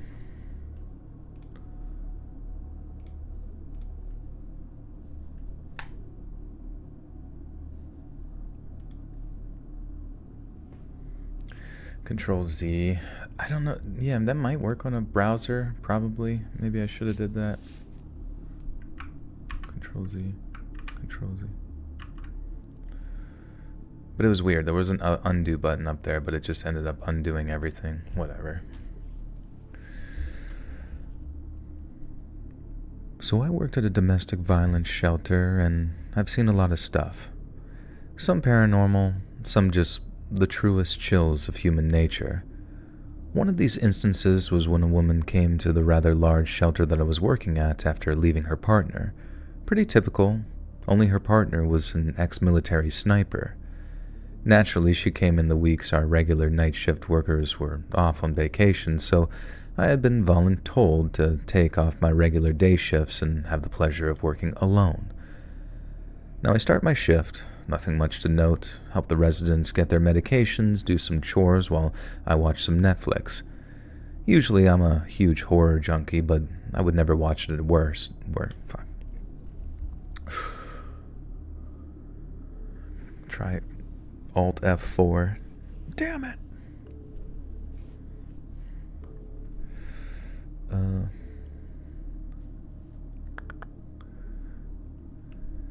Usually I'm a horror junkie, but I would never watch it at work, mostly because I would become extra jumpy and I was certain that the place was actually haunted. As there were women who had passed in the building, but most of the spirits were chill, and I'm certain that they were messing with me at times. Anyways, at the time our office had windows that showed... Fuck, I gotta put this through the grammar bullshit. TheGrammarPolice.com. Wait, I hope this isn't paranormal. If this is paranormal, I'm gonna poop my pants. God. It's so annoying. Whoops. I normally have all this shit organized beforehand, but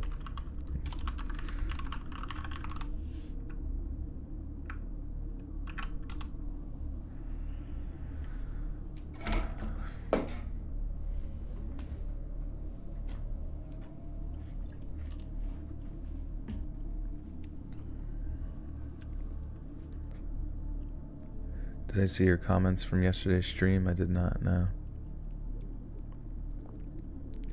I can take over. I have nightmare ex-boyfriend stories. Yeah, send them in. Reddit, email.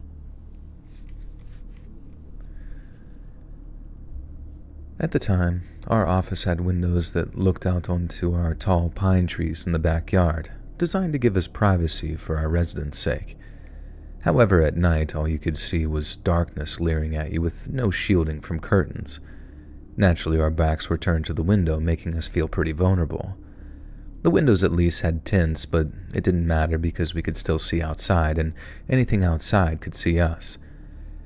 At this point in my job, I had seen multiple residents' ex-partners who they had fled, trying to peek in or even break in, but nothing compared to this dark night with not even a glimmer of moonlight. So I went to complete my assigned chores, hoping to finish them and then relax until everyone woke up in the morning. I took my time in the basement where most of my chores were. The basement was the floor below my office where the residents stayed, and when I returned, I started getting cozy for my shift. I wrapped myself in a blanket, put on some goofy rom-com, and just relaxed. And this is until I felt like I was being watched. I had a habit of always feeling like something was watching me, though, as I grew up in a house with a similar window situation and was just a very anxious kid. I initially brushed it off as me being paranoid, which wasn't a bad thing, but I checked the many cameras that we had and didn't notice anything out of place inside or out. I continued snacking and watching my movie, and at around 2 a.m., when most residents were asleep, one of them knocked on the office door.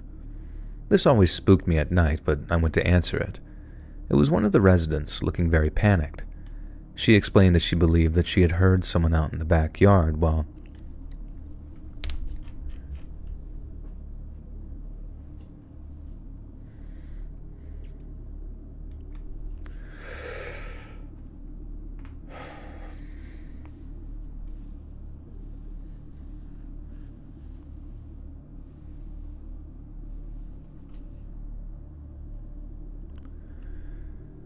She explained that she believed that she had heard someone out in the backyard while she was in her room and was worried that it was one of their ex-partners.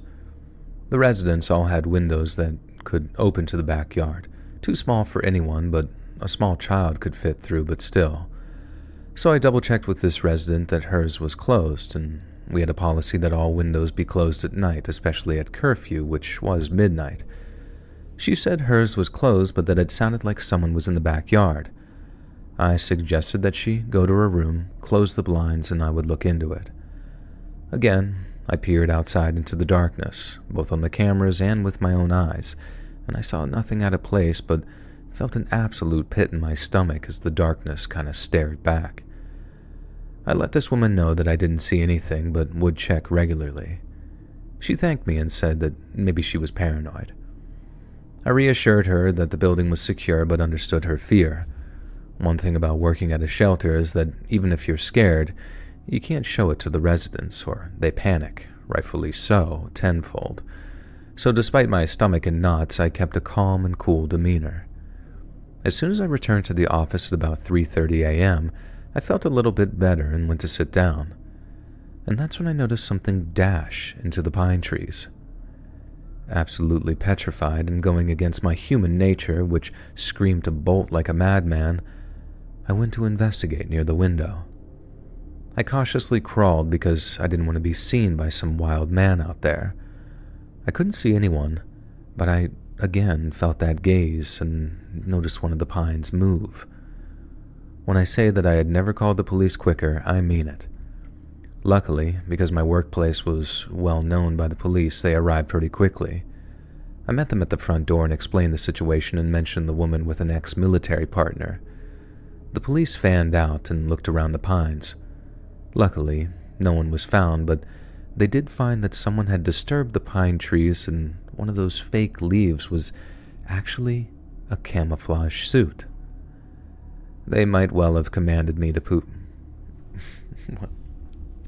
Someone has a ghillie suit? Holy fuck.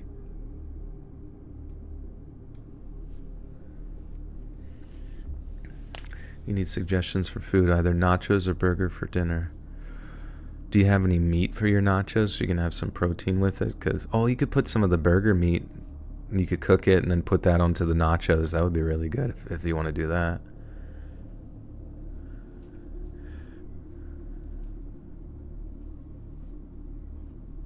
I just made you remember a story. Which one? Commanded to poop? You must poop now. I am a police officer. Shit your pants. Luckily, no one was found, but they did find that someone had disturbed the pines and one of those fake leaves. Wait, what is that saying? Someone left a fucking ghillie suit? Disturbed the pines and one of those fake leaves from a camouflage.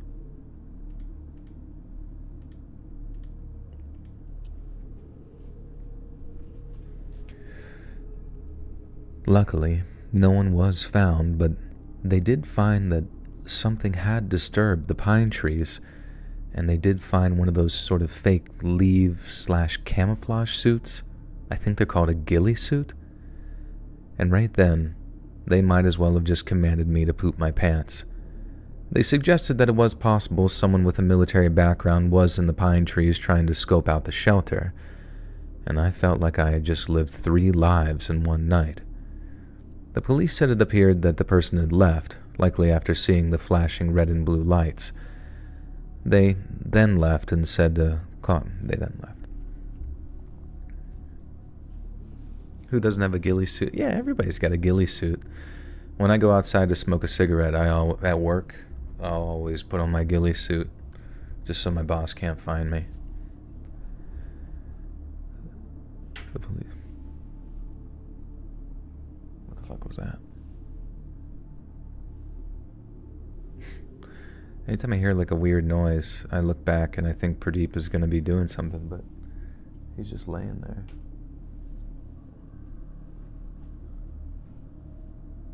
It's probably a guy in a ghillie suit. The police said that it appeared the person had left, likely after seeing the flashing red and blue lights. They then left and said to call back if I felt unsafe again. The rest of the night was uneasy until my manager and other coworkers came in. Luckily, fuck. Those stray burps, dude. Gus Clark, welcome to the Butter Sock Cult. You now have access to bonus content. Thank you, my friend.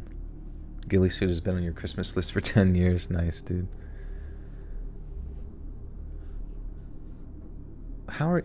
Babes, how are you into military memorabilia but not working out? That to me seems obtuse.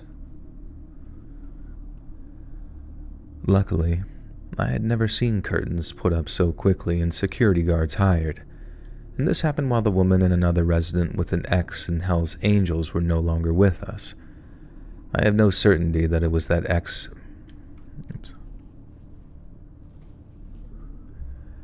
I have no certainty that it was that ex-military person, but based on how I felt that I was being stalked like prey and how she had described her ex-partner, it truly did feel like him.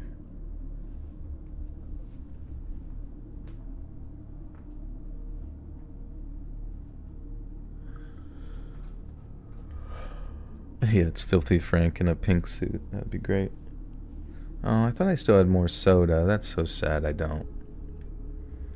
I'm gonna go fucking nuts! Okay. So that was a good one. Hey, that was a good one. By Spooky Stories, number 4. Okay. So we're gonna check the word count uno more time with these at least, just to get a gauge of how much more we sneed.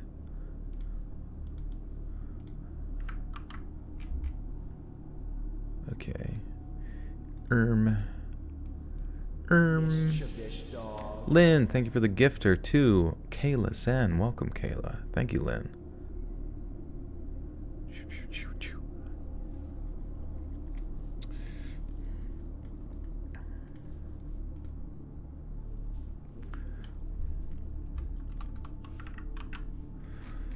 Okay, that's there, and then this is the last one here, just to check. Not last story, but just word count it. Word count it up. Count up the words. Stack them up. Alright, so that's 4,800 words. Is Axeman doing alright with his 3D animation at school? Yeah, I think he graduated. It was pretty, like a 6-month program. But he said he learned a lot, and it was worth it. And he seems to be enjoying his animation stuff. Alright, let's keep looking for more. Update that story. Stranger entered my room. Oh my god, I hate like stories that are less like one paragraph.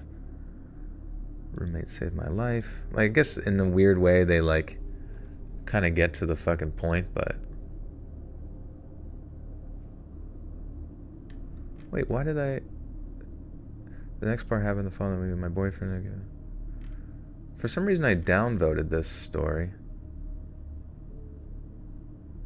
Sounds like y'all encountered no you didn't see or hear things dangerous. I firmly believe there's what makes the missing 411 officer supposed to...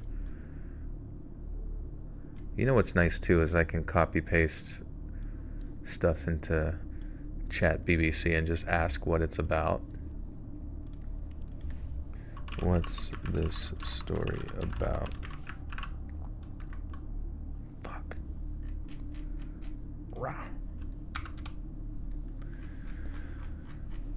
The story is a first-hand account of an eerie, unsettling experience that took place 2 different occasions in rural Ohio near the Appalachian Trail. His grandparents' property surrounded by thick woods. The following weekend, their boyfriend came to visit and began to share the story of the shed. Along the way, they discovered a broke-down shed on the opposite side of the property, which neither of them had seen before. They felt an explicit urge to explore the shed, but the brother determined to find the shed equipped with overalls and... Wait. Despite the brothers were narrating, her boyfriend set out to find the shed again, equipped with her. They sprinted through the...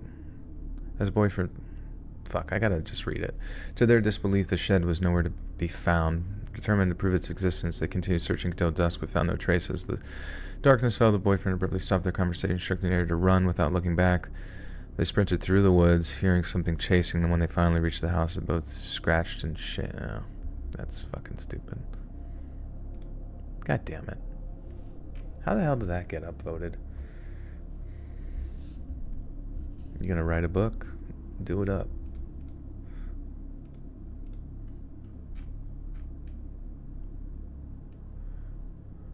Alright. I'm sorry, guys. I am just all over the place tonight. Very frustrated that I didn't organize this prior.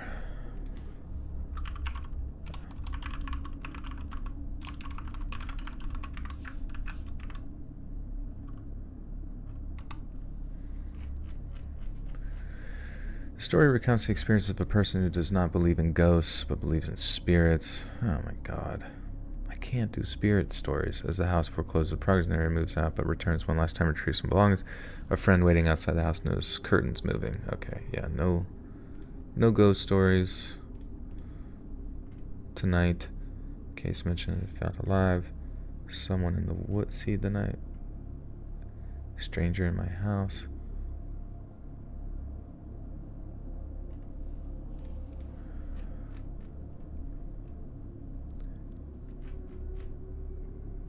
Since then, I've become more aware of my friends. Now I do acknowledge that my experience is most likely a Norman. 2 men have been focused on us. Immediately began berating the men, loudly making crude comments. Steph informed me later because of the gang Oh, man. Am I packed and ready for Australia? I am not packed, no. People always pack so early. I don't really get that. Because, like, don't you need those clothes? Some Fleshgate stories. Yeah, what is a Fleshgate? Some Fleshlight stories.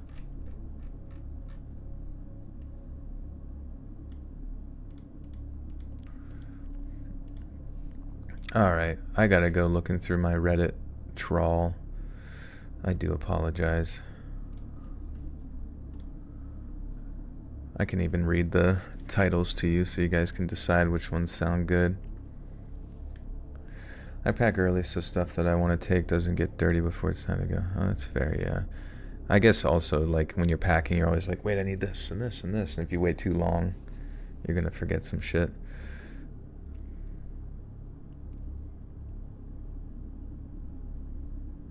Poopy stories. Big poops. Okay. Shoot.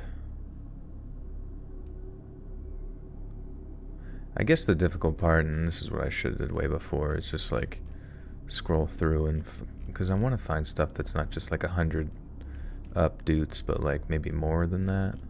But I feel like I've used a lot of those up. Shite. Followed while bike broke.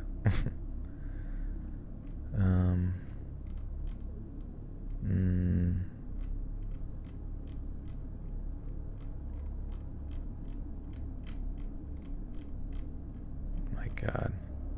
Honeymoon phone call. Find friends that watch out for you. Late night sketchy gas station encounters. I was stalked by a guest in my student accommodation. Pizza delivery collection. That could be interesting. And the stories are titled The Orgy and the Creeper. When there's say something, another encourage them to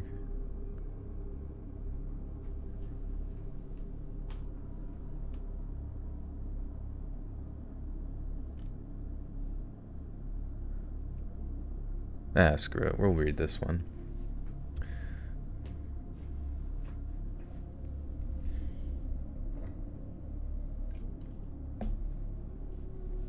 Did I take my Juneteenth shot? Yeah, I'm completely blacked out. I've been taking like 6 shots. The second midnight hit. Every minute on the minute. I've had 360 shots so far.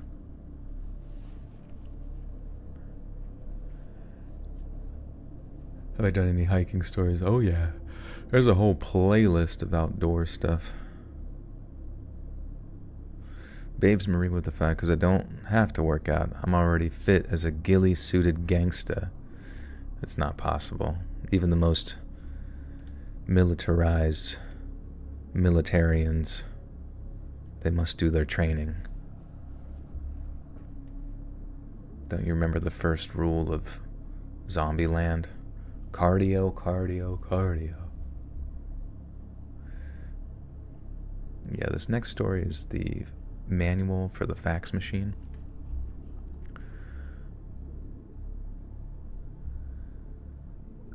I'm just going to include several experiences I had while delivering pizza for a popular pizza chain a long time ago. I live in a small rural town in the southeast United States, and it has the usual suburban developments as well as some more outlying country/rural areas. When I was younger, just as I'd moved out on my own, I worked as a pizza delivery guy, and these are some of the creepy encounters I had during this time. One afternoon, I got a delivery order for an area of town that I rarely, if ever, visited. It was on the east side of town, which was very run down and poor. An old textile mill used to employ many in that area, but had been closed for some time and been overrun with kudzu and had begun falling apart. The houses around this area often had failing foundations or were very old, rusty trailer homes. This particular order was to one of the trailer homes, and I knocked, and no one answered. I tried again for several minutes as I could hear music coming from the inside, and I figured maybe they couldn't hear me. When they finally opened the door, it was a skinny dude with no shirt on, and he asked me to step inside. When I walked in, there was a lady behind him who was wearing a robe and another sketchy couple standing at the back of the room. They had a boombox playing loud country music. These people were high and drunk, which I was used to, but this place was buzzing with crazy. All of them were at least 10 years older than me, and as I sat the pizza down and waited for payment, they started making really inappropriate comments regarding my body. Whenever one would say something, another would encourage them to continue. Eventually, the guy who opened the door walked over to me, and the lady behind him said, "Go ahead, pay the man." And he handed me the cash and put his free hand on my arm, and in a very hot breath full of natural light, he whispered in my ear and said, "Hey, we're all about to get real weird, if you want to join us." I just said no thanks, and made a beeline for the door. My other story is a time that I got 2 orders for the same area of town that I mentioned above. One was a 20 pie order for a church fellowship hall, and the other a single pie for a residence. I dropped the pies for the church off first and then headed over to the last customer. When I arrived, I immediately noticed the house looked off-putting, dark and dirty. I was like, please let this be the wrong house.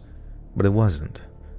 There was a creepy old naked doll on the porch, and an empty bird cage hung from one of the trees in the side yard. I got out, grabbed the pizza, and slowly walked up to the house. I tried the doorbell, which was glowing, so I figured it worked. No one answered, so I tried knocking. Again, nothing. Eventually I got creeped out, so I started walking back to my car.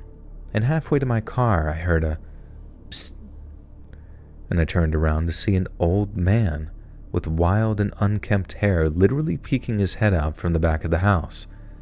It was getting dark out and my patience was draining, so I was not in the mood for someone playing games, and I simply said, "Did you order a pizza?" and waited for him to answer, but he ducked back out of sight. I started to just turn to leave, but then he peeked out again. I said, "Sir, is this your pizza or not?" And finally he reemerges. He walks up to me carrying a shovel, of all things, and he says, "Yeah, man, sorry, I'm just messing. Don't mean nothing by it." To which I responded with the total and held the pizza out. And luckily that was the end of the transaction, and I was just able to get out of there. I worked the same job for a few years and had plenty more weird experiences that then moved on to find something better and safer.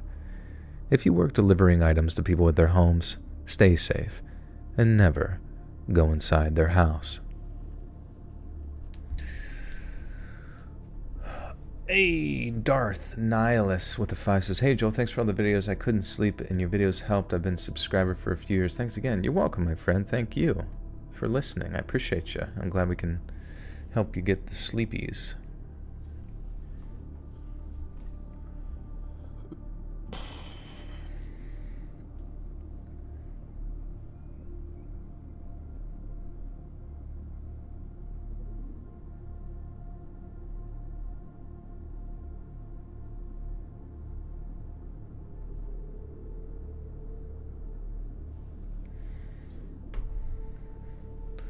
Just saw Susie the cockatiel. She said, "I'm not a fucking bird. Help. I'm dead."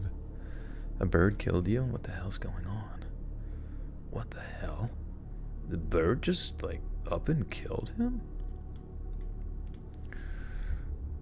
Okay, we gotta add this to the word count. So that puts us at...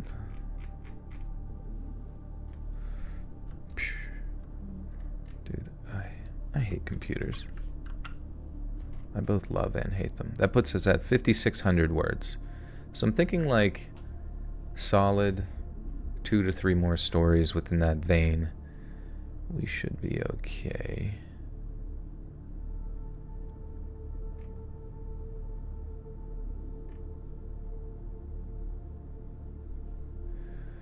Okay. So pizza delivery collection. I always highlight it in red just so I know that I'm done with that. Stalked by a guest in my student accommodation. Dangerous guy in the dorm. Possible grab and go attempt. What's a grab and go?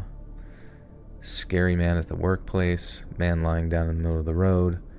My friend and I were followed in the forest by a creepy laughing woman. Maybe that could be good.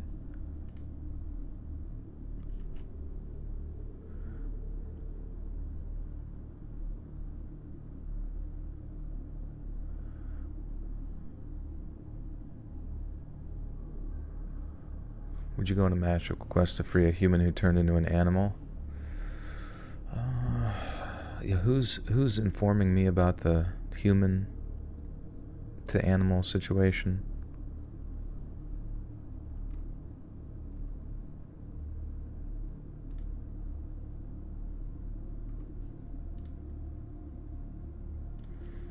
Man, where's all the good stories at?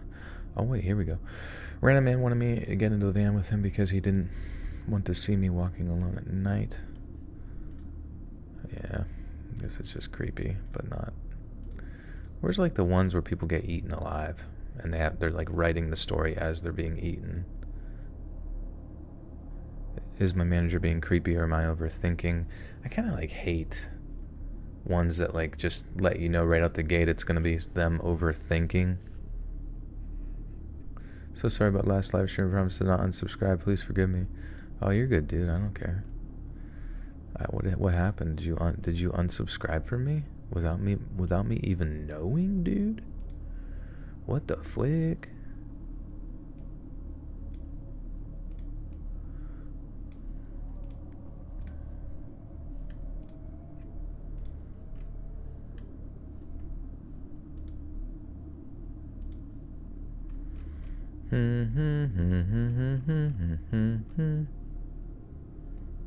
Bro, where am I? 12 years old murders her family. Maybe that's one's better. Sorry, I was supposed to be removed. Okay, it got removed. Sweet.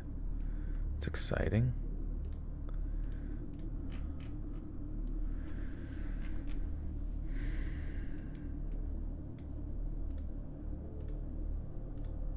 You know what? Fuck it. Let's just keep reading. Keep going. Stay focused. Stay hocus pocused. Yeah, it got removed, so I don't even know.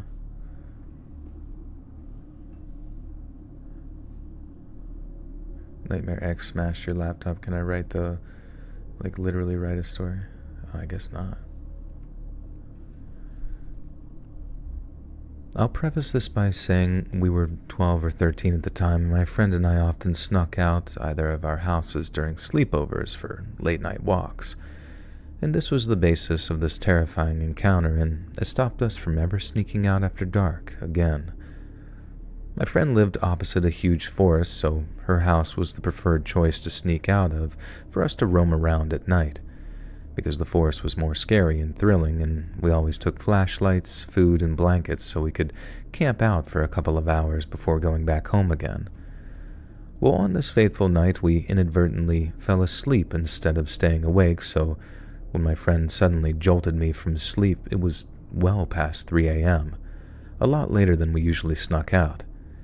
We grabbed our essentials and creeped out of the back door into the cold and dark night. Frost crunched underfoot as we crossed the deserted road, and as we reached the entrance to the forest, we noticed that it was pitch black and completely silent. It was almost unnervingly so. We turned on our torches and stepped into the uneven path into the forest and the light illuminating the trees swaying in the icy wind. We stepped on fallen, sodden leaves and bark as we made an unsteady but familiar way into our favorite part of the forest, our cold breath the only noise to invade the deafening silence. We reached the small hut that we constructed one afternoon, made entirely of sticks, purely for the purpose of having some shelter for our campouts. There were times that vandals or other kids damaged our hut, but for the most part, it stayed intact, but on this occasion, it was completely destroyed, sort of like a harbinger of worse to come. We were just deciding to just call it a night and come back later on that day to repair the hut when we heard it. this loud shrieking giggle that made the hair on the back of my neck stand up. My friend and I jumped in shock and looked at each other like, what? And we were completely freaked out. The eerie and unnatural giggle ran it.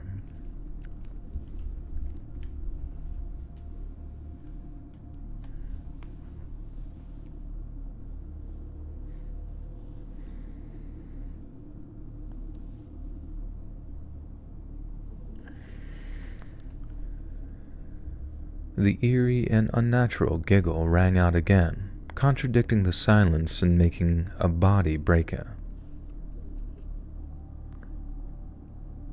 I did steroids? No. I'm just telling other people not to do them, because they're so bad for you. The eerie and unnatural giggle rang out again, contradicting the silence and making my body break out into goosebumps. Someone's in here, my friend whispered to me, looking completely terrified. We have to go now. Her voice of rationale made it even more scary and unnerving to me that someone was in the forest with us at 3 o'clock in the morning. We just looked at each other in assent and took off running in unison, our footsteps navigating the path as naturally as we could from muscle memory, our uneven gasps of air punctuating the giggling that seemed to be following us, getting closer and closer. Our torches' light went up.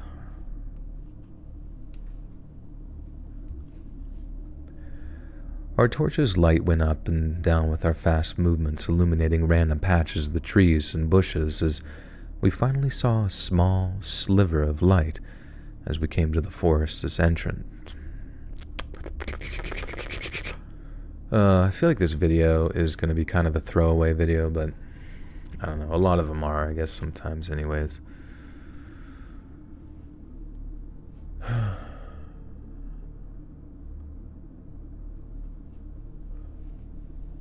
Eating horse sashimi. That sounds pretty good. Is that Canadian? Raw, live animals.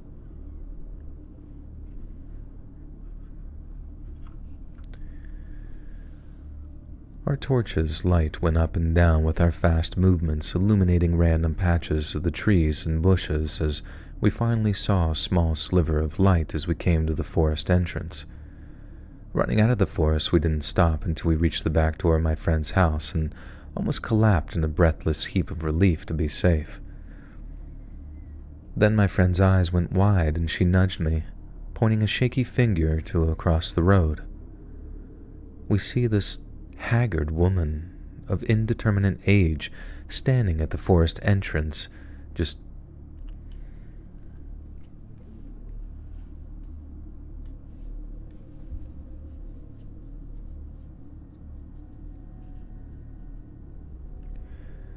We saw this very haggard woman of indeterminate age standing at the forest entrance.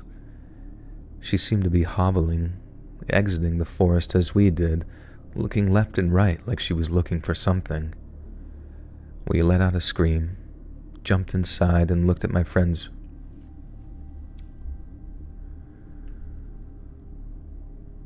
We let out a scream.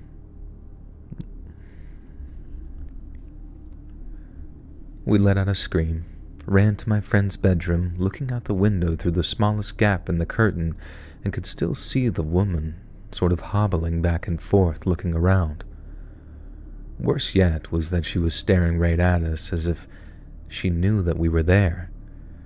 Wait, no, they just said looking around. That doesn't make any sense.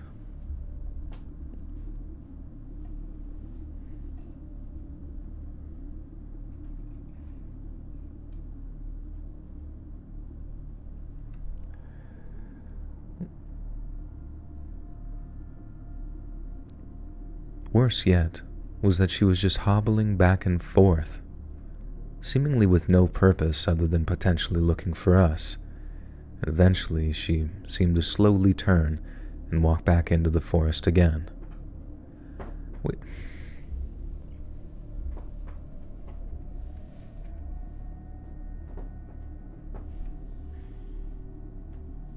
Pradeep's ripping the shit out of the cat.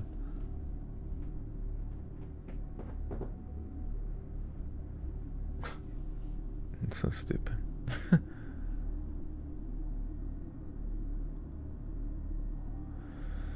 Oh, man. What's even going on, dude?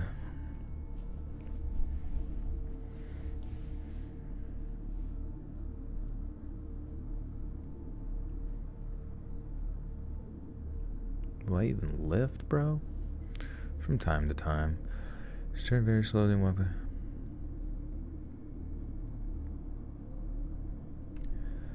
She turned very slowly and walked back into the forest again. Now, the area is known for having homeless and various drug addicts wandering the forest at times, but it was very rare and very infrequent, especially in that area. We never went back to that forest nor went out after dark again.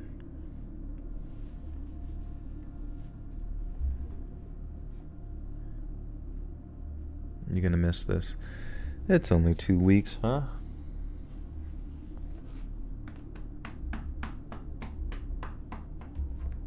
Pradeep is here.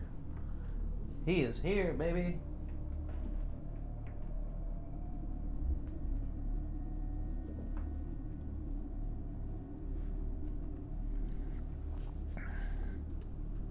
How can you get into this?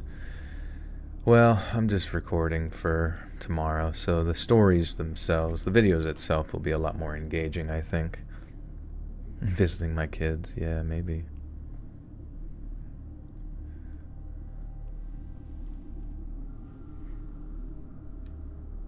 Impressions, please. This is the garbage man that picks up your garbage. Oh, what the fuck is in this garbage? It smells so fucking bad. Oh my god, it's like a mix of like tampons and like old salmon shit. Ew, god, this is the worst smelling garbage I've ever picked up in my life. This person's disgusting and all of their habits that they place in the trash. Yucky. Okay. There's my best impression.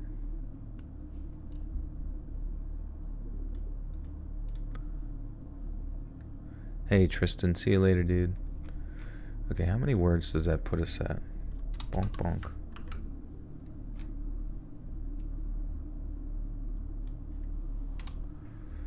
$6,275. Alright. Oh, brother, this guy stinks. But he's sniffing your trash.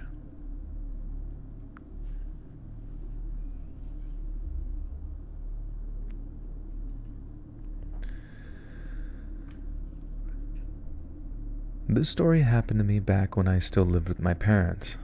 I was commuting to college at the time and had 3 siblings that also lived at home, my brother and 2 sisters. For some context, we lived on 5 acres in rural Ohio, surrounded on both sides by woods and farm fields. Additionally, during the week, my dad normally left for work at 2 a.m., so I had always felt like it was my job to be the man of the house because he was gone during the times when you would imagine something sketchy happening. However, on this night, because it was the weekend, my dad was home. I woke up to the sound of my brother's voice trying to get my attention. We had separate rooms upstairs, and coming out of our rooms you could look down over the banister and see our front door. When I woke up, it took a few moments to get out of the haze and realize what was going on. I looked at the clock and it was around 2:30 a.m. and my brother told me that there were 2 men at our front door. Of course, now this was a real wake-up call. We quietly walk out of my room and peek over to look down at the front door. When we looked, there was no one at the door, but I noticed my parents off to the side out of view of the glass on the front door, and I whispered down to my father, and he told me that there were 2 men who had been talking to each other and knocking on the door. Hearing my dad say this freaked me out even more. I went back into my room and grabbed my pistol, quickly shuffling down the stairs after looking to make sure that they weren't at the door. If they had been, they would have easily seen me coming down the stairs as it's in the direct view of the door. My brother is right behind me as we head over to where my parents are, whispering to try and find out what's going on. My parents, bad woken up. Muscle mommy. What does it say? My parents right behind me. My parents bad woken up to our dog. Oh, had woken up.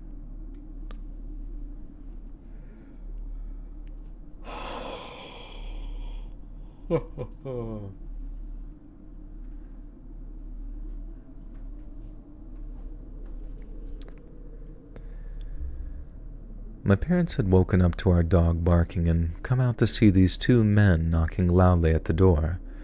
At this point, we see the men return and they begin knocking again, despite the fact that no one had come to the door and our dog is still actively barking.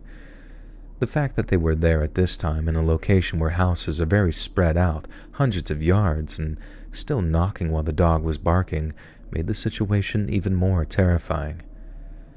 After a couple of minutes, the men walk away and we all shuffle across the kitchen into the family room to peek out the windows into our driveway, which is lit up by our outside light. There was a black Cadillac sitting there, but no one was inside from what we could see. Immediately the question was, where did they go? They weren't in their car, and they were no longer at the front door. Unfortunately, we figured out that the answer... Oops.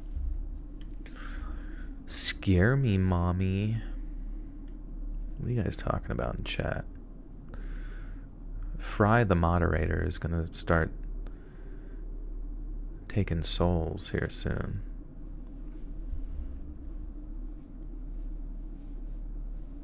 Last stream, I think there might be one tomorrow. Or tonight, rather, I guess. Basically, tonight at some point. Kind of queepy quinge. You're queepy quinge. Last stream forever. It's over. Joel's getting taken out by Boeing executives. You get onto the plane. It's like every Boeing whistleblower is on your plane. Hey, how you doing? What do you like? I work with, but like everybody that you introduce yourself while waiting in your like layover or like sitting next to you. That'd be such a funny experience. Like sitting there, like, what are you doing? Like, well, I'm a Boeing whistleblower, and I'm currently making my way to Australia to give my testimony to the overseeing committee, and you're just like, oh, I'm off this fucking plane. See ya.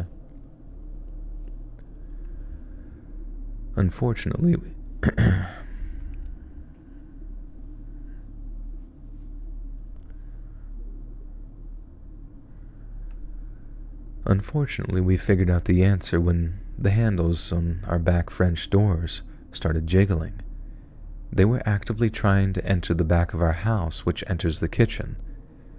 At this point, I just remember my mom frantically saying David as pure terror overwhelmed her. At this point, two things happened.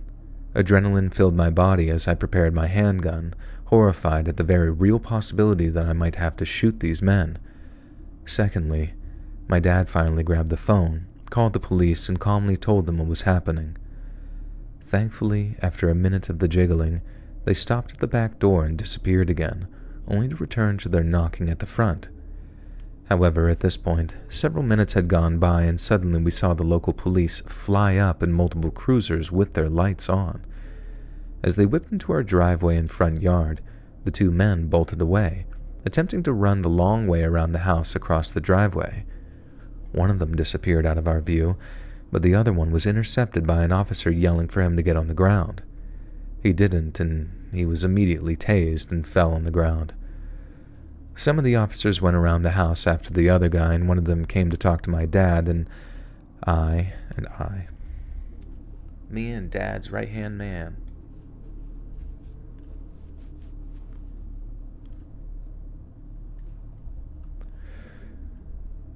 Some of the officers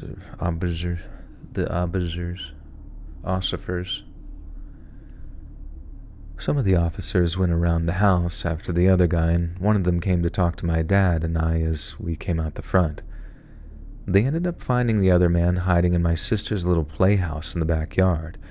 It appears both of them were drunk and or high, as the one who hid... It appears both of them were drunk and or high, as the one who hid had cocaine on him. And while they were both arrested that night, we never did find out what they were charged with or what happened to them. And needless to say, the whole experience was not fun.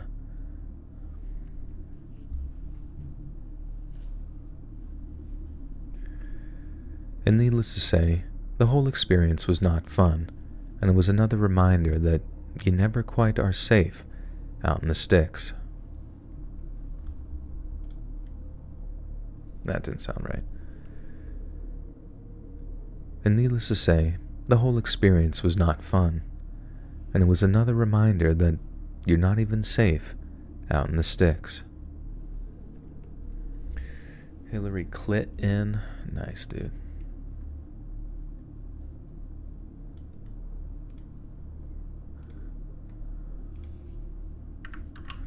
Add this to... Okay, that's 7,000 words. So I'm thinking we got 1, 2, 3, 4, 5, 6, 7.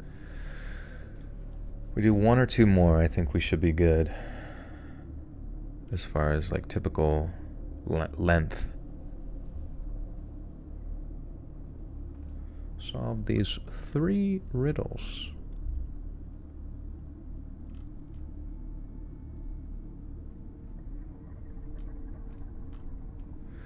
Random man wanted me to get into the van with him because he didn't want me to walk alone. Okay, yeah, did we click that one?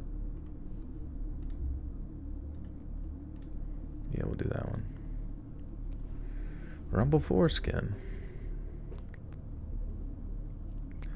What am I most excited about my trip? To visit the little rodents on Rutnisk Island. It's gonna be sick. I hear they smile all the time. They smile because they can smell our misery. You just found out you're pregnant. Congrats, Pink Duboo. Is that on purpose or a whoopsie?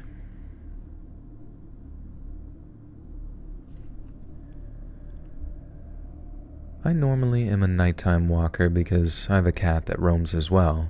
I sometimes like to make sure he's okay or that the roads are clear. I don't want to get into more details about my cat being outdoors, but I do come from a toxic, abusive family dynamic and they won't allow him indoors. I'm also on disability, so yeah, I'm a loser still living at home. Anyways, I'm 36 years old and I make sure I'm aware of my surroundings and I take precautions when walking. I've had random stops and I've had randoms stop and ask me questions sometimes, but never experienced something quite like this. So I walk out at midnight, normally do a brisk walk and fun.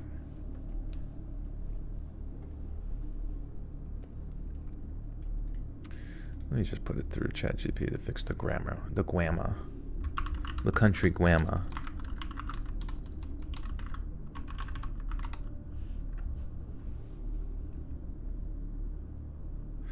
Liberty, bibberty, bibberty, bibberty. How long after people send in their stories do you read them? It just depends, I guess, if it gets picked up, you know. It could be never, honestly. It could be immediately, you know. Can you ask a question that may or may not be inappropriate without getting banned? Sure, I don't care, as long as it's, you know, not too weird, I guess.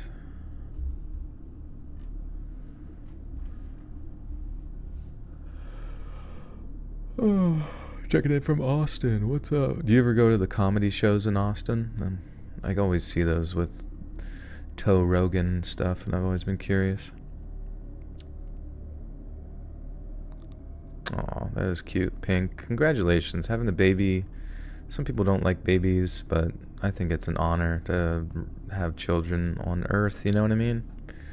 It's like the whole purpose to keep it going, you know? Also from Alabama. Hell yeah, dude. Mobile.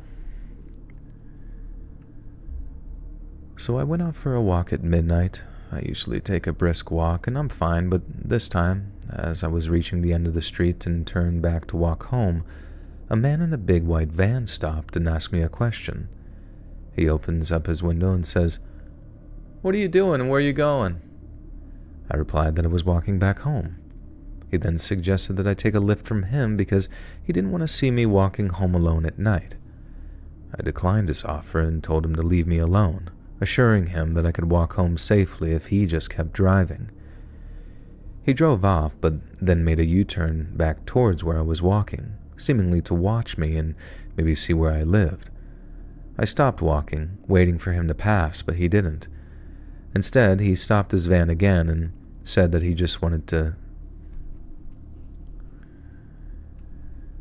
Instead, he stopped his van again and said that he just wanted me to get home safely, once more requesting that I get in his van. I declined again. At this point, I got very angry and told him to stop following me, explaining that I couldn't show him where I lived. He then drove off slowly but stopped at my street, which was just up ahead. I decided to make a U-turn and run into one of the side roads where I could hide. He didn't show up and I thought he was gone, so I came out of hiding and walked slowly just in case. Then I saw a car's headlights approaching around the bend, so I quickly jumped into a cluster of big plants on the sidewalk. I easily ducked down and he didn't see me. I saw his white van driving slowly past me and then turning into the road that I had just come from. He made a U-turn and went back the way he came. I waited for a while, feeling like a cat hiding and waiting for a safe moment to come out again. And finally the coast was clear and I couldn't see his van anywhere, so I made a run for home. Thank God I made it home safe and sound, and I made sure to look around me and in the shadows to see if he had parked his van anywhere else, but I didn't see it. I don't know who that man was or whether he was genuinely concerned for my safety or if he was up to something else. What do you guys think? I'm sitting here with a cup of tea, just trying to process what just happened.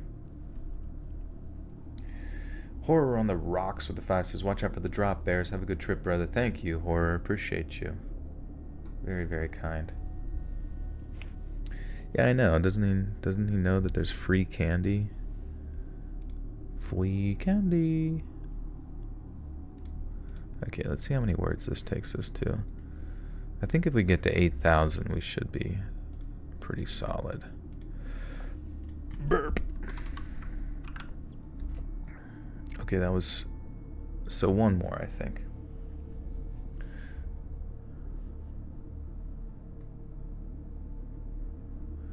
Wait, what was the weird question you wanted to ask?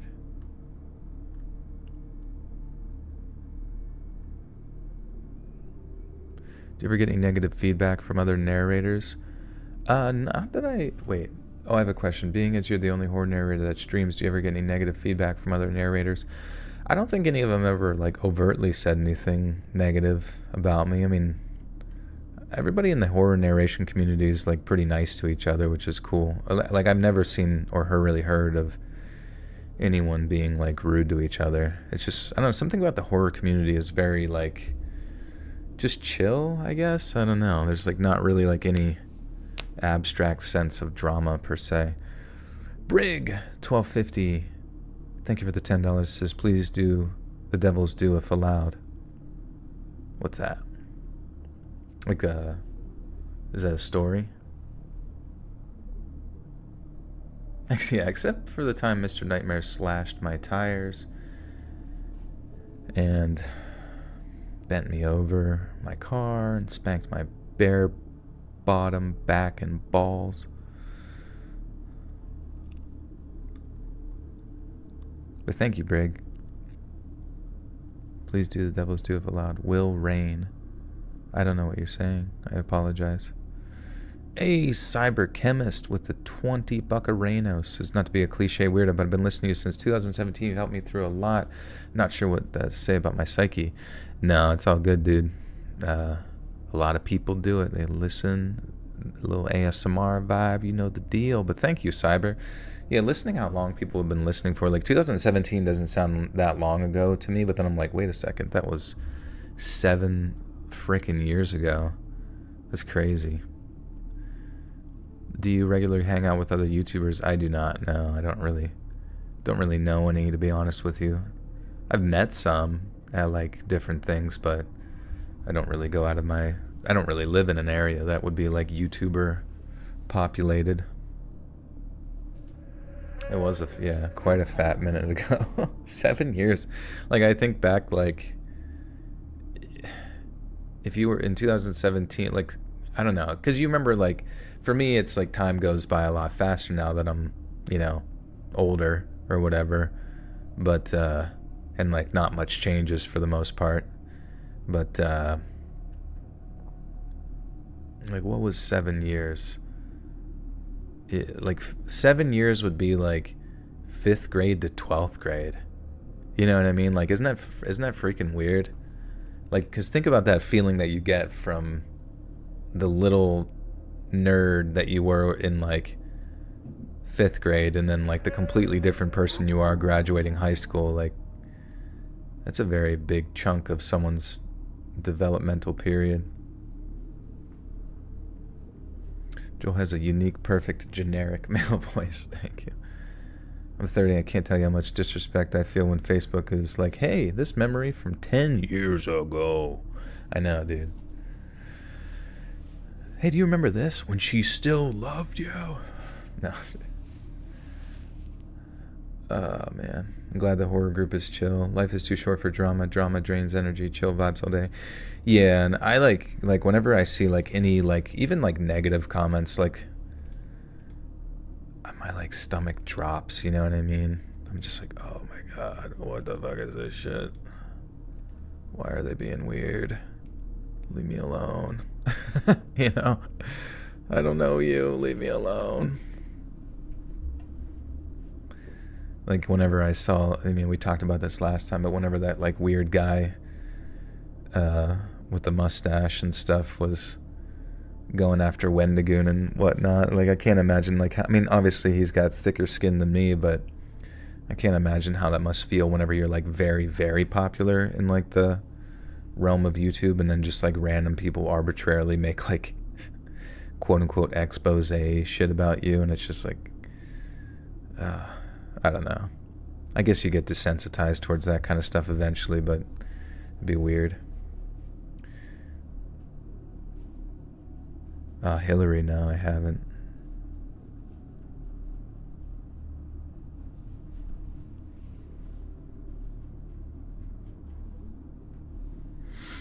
Yeah, silly stuff. I don't know.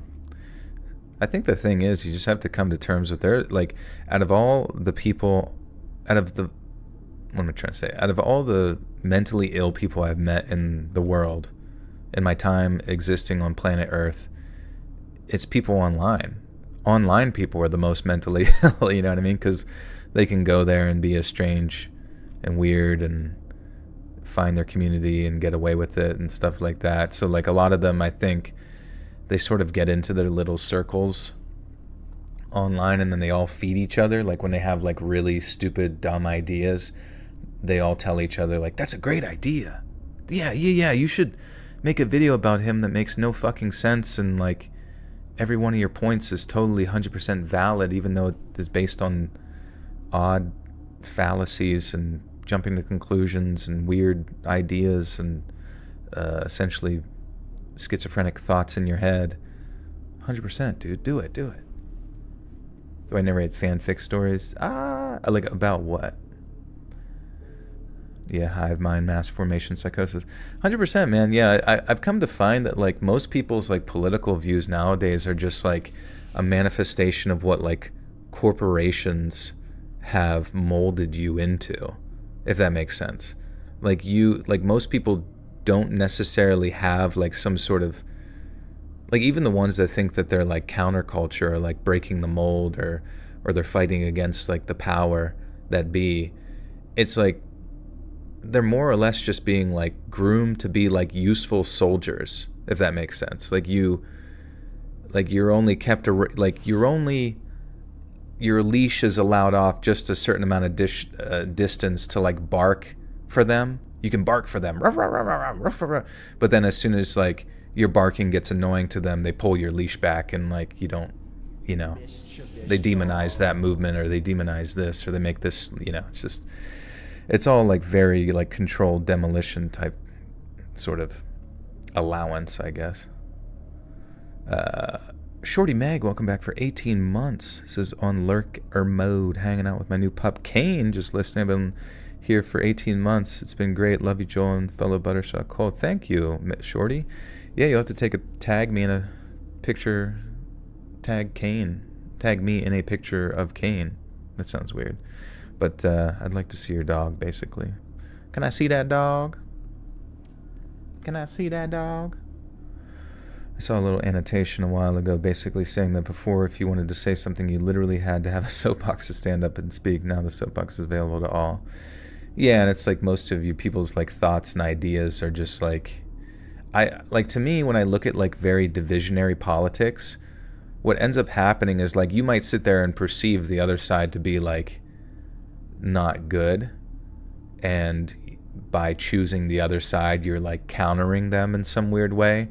But what ends up happening is that like that's literally the left-right paradigm where they create a little window that you exist in, and you choose over here or over here, and you can't really see anything beyond that window, and you perceive yourself having a very roaring and ruckus conversation, within that scale of conversation, but you end up, I guess, kind of missing the forest for the tree. What is it? The forest for the trees? Basically, you're missing like the grander scale. You're not seeing as much of what you could see of reality, or like your conversation that you think you're having is actually just like a curated opinion that you've been force-fed over a period of time through repetition, and that like repetition, eventually you think that it's like the important thing that needs to be addressed or argued about, but in reality it's of no matter, Can you imagine Jason Momoa going to the UN, write his name in, Jason Momoa for president? Sure, I can do that. Trinity McMurchie, welcome to the Butter Sock Cult. Oh, yeah. I don't know. I mean, sometimes I speak in sort of ambiguities too, so it doesn't really amount to much. But I'm just saying, like, if there's ever a time where you feel like you're caught in some sort of strange social paradigm where you feel like someone around you is not on your side, you just need to, like, take a step outside of that identity. Take a step outside of, basically go touch some grass for a little bit,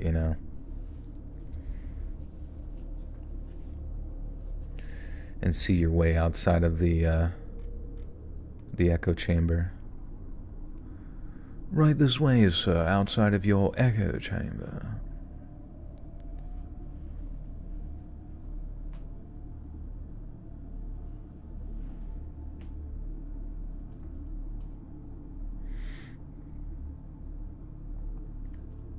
Unprecedented things have happened in this life that isn't normal. Quite unnormal. Joel, a voice actor now? No, sadly. I'd like to be. It'd be fun.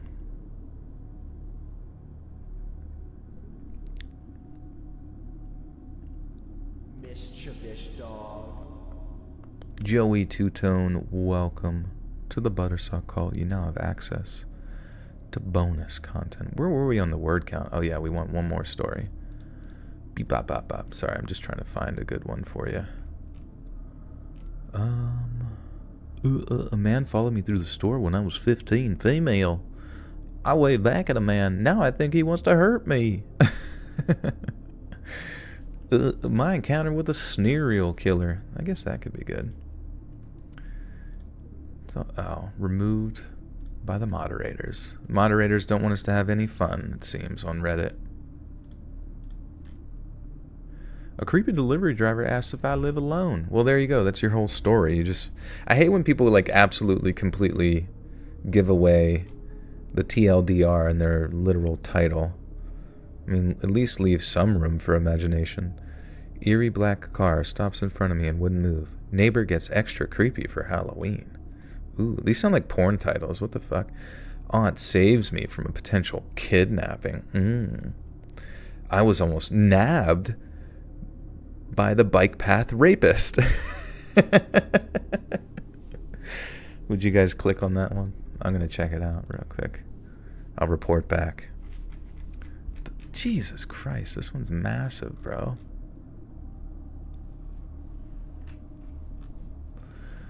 Epic. Epic in length. Oh, fuck. Whatever, this will be a good one to finish on. The bike path rapist. If I ever become a criminal, I hope that's my nickname. We now look back to the year 2024, when the bike path rapist was on his spree.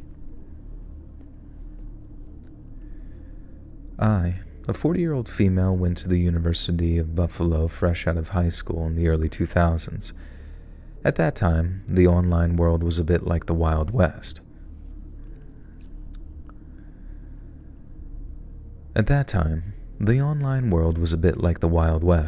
Which included having to do quite a bit more digging to find specific information than today's split-second Google search. And as such, it was much easier time for colleges and universities to hide or spin campus crime statistics to make themselves look better for prospective students. Case in point, I was at orientation a month or two before my freshman year, and one of the mass presentations I had to attend was about campus safety. Bright-faced, upperclassmen orientations aides? Bright-faced, upperclassmen orientation aides okay, Jesus. Alright, since this is the last story, I'm gonna get some water, and I'll be right back.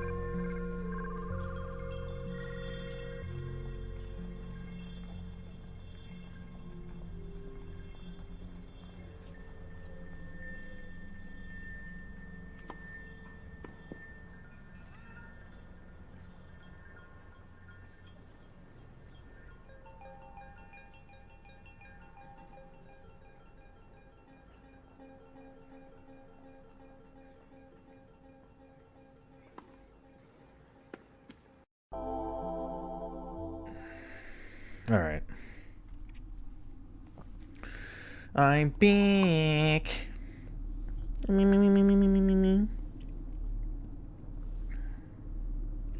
Guys, who's your favorite YouTuber ever?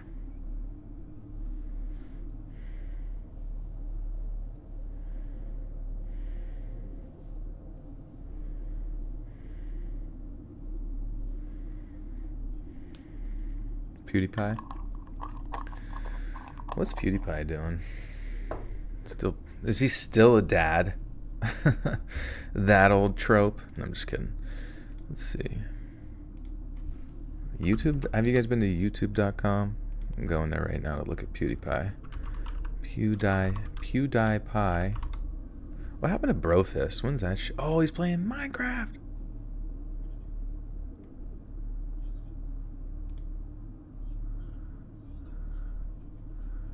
Alright. 3 seconds and I'm done. Still though, how exciting.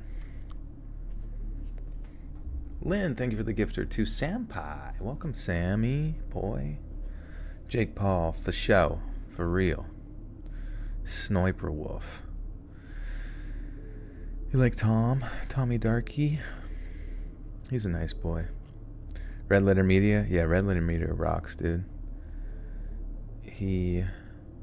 Not he, but they. I enjoy. It's tough though, cause like I like always I had like a thing where I would watch their reviews whenever I had seen a movie. But now it's like I haven't seen a movie or been interested in seeing a movie forever, so like I haven't like watched much of their stuff, and I can tell that like movies have been kind of on the downfall for a while, like that they're just kind of like bleh.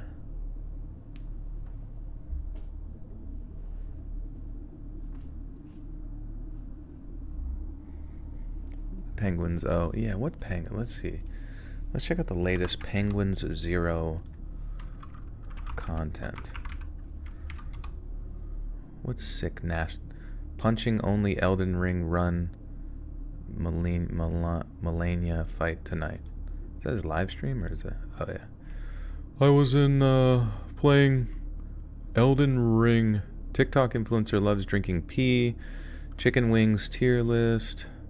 Gordon Ramsay almost died. Alright. Cool. Cool and also neat. You've seen everything Red Letter Meter's ever posted. Nice. Are you on their Patreon? They have a pretty successful Patreon. You never miss an H3 episode. What's H3 doing? H3 Poopcast. We're mad at conservatives. We're pissed. Conservatives are evil, and they must be spat upon.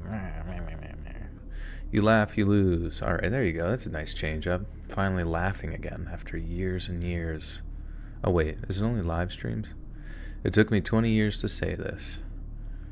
And he just says a really bad word. Smosh! Wait, oh yeah, Smosh still makes content, which is crazy. This is so stupid. Like, look at this video. Issuing a retraction and apology. Like, how many fucking times do you think Ethan has to like officially apologize to his audience like all the time? Like, how annoying must that get all the time? Like, every little thing you say and do requires, hello everyone, I'm Michael Richards. Like, it's just so fucking cringe. It's clickbait. That's fair too. Here's a new thing. Never, ever apologize again. That's the next video he should make. I'm never apologizing again, no matter how naughty or bad or gray my hair gets. Mike from that chapter. Yeah, that chapter is good. That chapter. Let's check out. Oh no, he deleted his channel. Just kidding. Here it is. There's something horrifying in this bed. And it's him just with a morning wood boner poking through the blanket. Okay, so he does the exact same presentation style as Mr. Balan. He's got like the bluest eyes ever. Holy shit. Oh, he makes fun of people who apologize. Nice, dude.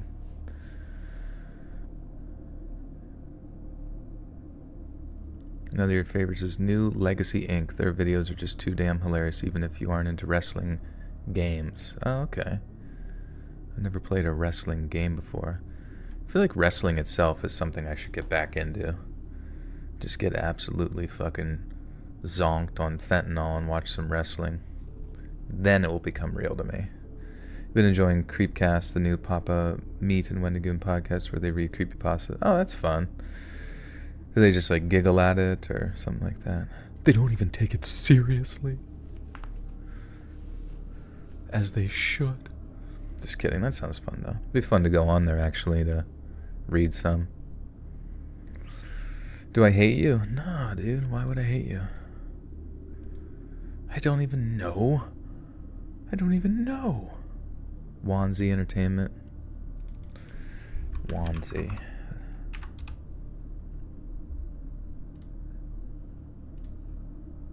$1.7 mil.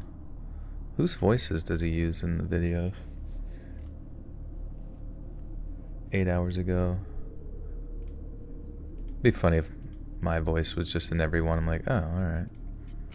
I mean, they'd be fine as long as you credit it. Honestly, at this point, as long as people credit it, it should be good. Get some fucking new subscribers that way.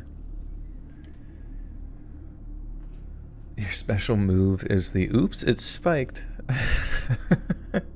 Hey, would you like to try this drink I made for you? Oh, sure. What's it called? It's spiked with something a little mysterious. Top channels are also Let's Read, H3, YMS, and Red Letter Media. Nice, dude. What's YMS? Yill myself. Oh, wait. Oh, yeah, this guy. Man, it's been forever. Your movies suck. 11 days ago. Furiosa, Mad Max Saga, The Last Stop in Yuma County. Madame Web. What is going on? Dude, what is going on with movies? Like, who's writing this shit? Such, like, I don't know. Like, the honest question, though, like, if movies continue to perform not good, don't they stop putting money into that? Like, don't they, like, switch up the tactic? Or is there just, like, infinite money coming from somewhere? Because there has to be infinite money coming from somewhere for it to, you know, everybody to continue to, like, fail upwards. It just seems strange. His name of the monster for who created it, adding, like, bad grammar. Scratch and sniff. Anyways, let's read this spooky little tale. Bright-faced upperclassman orientation aides enthusiastically verbally filleted the school, boasting about how North Campus was at the time, the safest town in... What the fuck? That is... Talk about... that's not even a run-on sentence, but that's a lot of fucking words. How North Campus was at the time, the safest town in the country, Amherst, New York, and that the only murder in recent history... Okay. Exciting. Yeah, filleted? Is that a word? Filleted, sorry. I think they spelled it wrong. Wouldn't there be an E? Am I wrong here? Yeah, I think they meant to write filleted. Unless that's a word. No, it's a word. Fillate provides sexual gratification through oral stimulation. Okay, perfect. Writing like a true... That's actually hilarious. Like, they, you know, people always say, like, oh, dude, you've been glazing, or you're number one glazer. They should really incorporate filleted more into people's vocabulary. You're straight up filleting. You're filleting the facts. I don't know what the fuck I'm talking about. I feel like I could be an English teacher. What, be pregnant 12 months out of the year? I had to attend about... Dude, I'm like, shit. I don't want to read this story, but I feel like it's going to be decent. I had to attend was about... Oh, I'm dumb. I like highlighted in the middle of a fucking sentence. Jesus Christ. I'm about to get filleted. I was at orientation a month or two before my freshman year, and one of the mass presentations I had to attend was about campus safety. Bright-faced upperclassmen orientation aides enthusiastically verbally filleted the school, boasting about how North Campus was at the time, the safest town in the country, Amherst, New York, and that the only murder in recent history has occurred 9 years ago to an unfortunate student named Linda Yalem, who was murdered on the campus's bike path during a lone early morning run. It was a fate that we were assured could be avoided by simply not hitting the bike path alone. What they conveniently didn't reveal was that A, the killer hadn't been caught, and B, Yalem wasn't his only victim. He was a serial killer.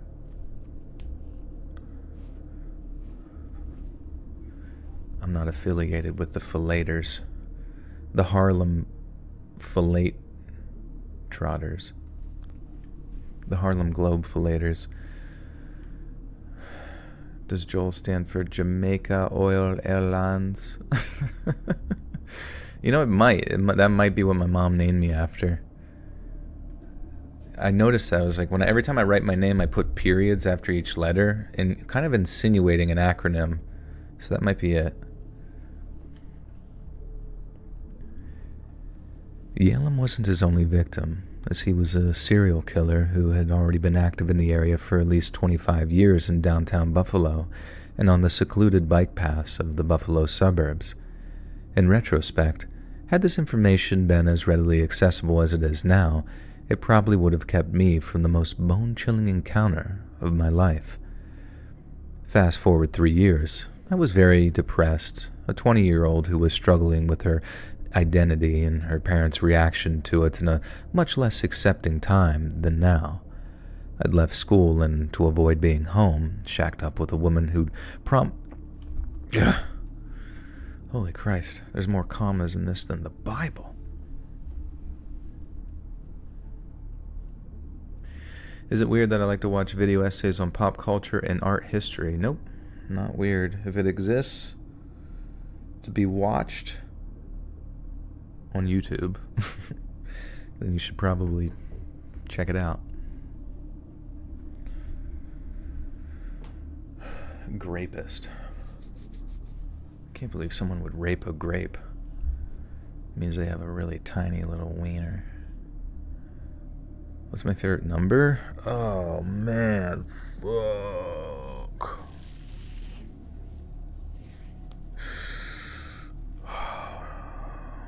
I don't know, like 88, something like that. I'd left school and, to avoid being home, shacked up with a woman who'd promised me the world but then rejected me in favor of her ex-girlfriend on the night I moved in and eventually turned out to be a felon who drained vulnerable would-be love interest bank accounts, though that's a very convoluted story for another time. So clearly, I was an unhappy young adult desperate for love and a sense of belonging, sometimes to my own detriment. Despite my roommate's many unkind and hurtful gestures, I stuck with it in the naive hope that she would eventually come around and fulfill her pie-in-the-sky promises to me. On a particular July night, that hope just fell flat. I was at Roxy's Green Room, a now-defunct lesbian bar and club that many wayward Buffalo lesbians, myself included, flocked to at night to feel a much-needed sense of community and to hopefully land a special someone. Since the latter just wasn't happening for me, and since I didn't yet know what kind of person she really was, I was still stuck on my roommate. She liked to dangle emotional carrots overhead out of some sick joy that she got from making me hurt, but also hang on to hope, and after a promise to hit Roxy's alone with me and talk about us, she showed up with her ex-turned-current and shut me out. I was wounded and upset enough to leave at around 1 a.m., well before the 4 a.m. last call that I was still young and spry enough to stomach, and without a ride home like my usual wiser self would have secured. While my apartment on Delaware was walking distance from Roxy's, it was a good half-hour walk. Being as emotionally charged as I was, though, I angrily hoofed it down the Main Street sidewalk, still managing to follow the pedestrian rule of walking against traffic despite stupidly ignoring a rule that I knew well from years of watching forensic shows. If you're a woman, never leave a bar at night alone, especially if you're walking. I got exactly halfway home when a dark green sedan started driving toward me. I thought nothing of it until the car slowed down near me as I walked. A lone middle-aged man was in the car with a skin tone that I originally associated with the guy being Italian, but in retrospect, he could have easily been Puerto Rican. He had dark hair and, more importantly, almost impossibly dark eyes that seemed to hold no light of good intentions. Now, I was used to guys being pigs. I'd been catcalled by downtown construction workers when an ex-girlfriend and I shared a kiss, and I'd endured all matter of wholly unwanted graphic and ham-fisted advances from dudes at school. And although I'd never take that stance that I was asking for it, I was young and thin, so I dressed in a tight red top with flare-legged black spandex pants. The getup was meant to turn women's heads, so I wasn't exactly surprised that I caught the attention of the wrong gender. I paid it little, never mind. Holy shit. You had to take a really big deep breath before you read a single fucking sentence in this. Holy shit. I'm just like sweating.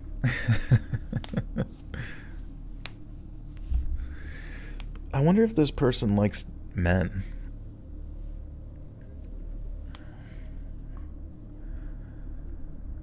I paid it little, never mind. What does that mean? I paid it little, never mind, past my... I paid it little, never mind. I paid it little, maybe just I paid it little mind past milder. Maybe they meant little mind. I need a vape. I need my vape. I paid it little mind past mild irritation that a guy old enough to be my dad would look at me like that as the guy drove off and turned at the next intersection behind me. My walk resumed. I put the guy out of my mind and continued my trek, but the peace didn't last. About 2 or 3 minutes later, I see a familiar green car coming up on me again. This time, the guy's window was down a bit and he shouted, "Hey!" in a beckoning manner and gestured in a way that made me wonder if he thought I was a lady of the night. Now that incensed me. Despite my recent struggles with my identity and the resulting entropy in my life, I was always a good kid. I flashed him a quick, annoyed look to inform him that despite the mildly revealing clothing, he was barking up the wrong tree for several reasons, and then I ignored him, focusing forward. And he sped off again, and turned again. At that point, it was clear that the dude was casing me like a cat burglar cases a house. It was before the time of Uber or even widespread use of cell phones, and with no cabs passing by, I had little hope of getting one. Public transit existed.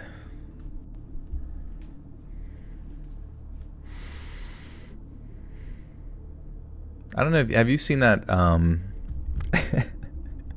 have you seen that one girl, I figure her name is like something Delaney on Instagram, but she always does like characters called like the insufferable girl from every rom-com movie or something like that, or like the insufferable like feminist superhero or something.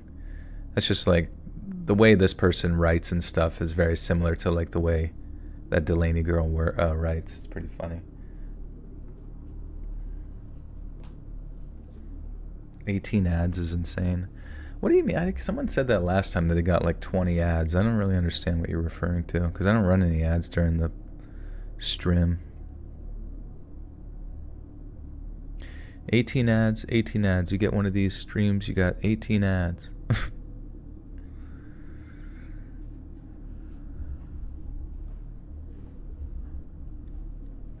Yeah, I don't think really anybody gets any unless you just got like really unlucky.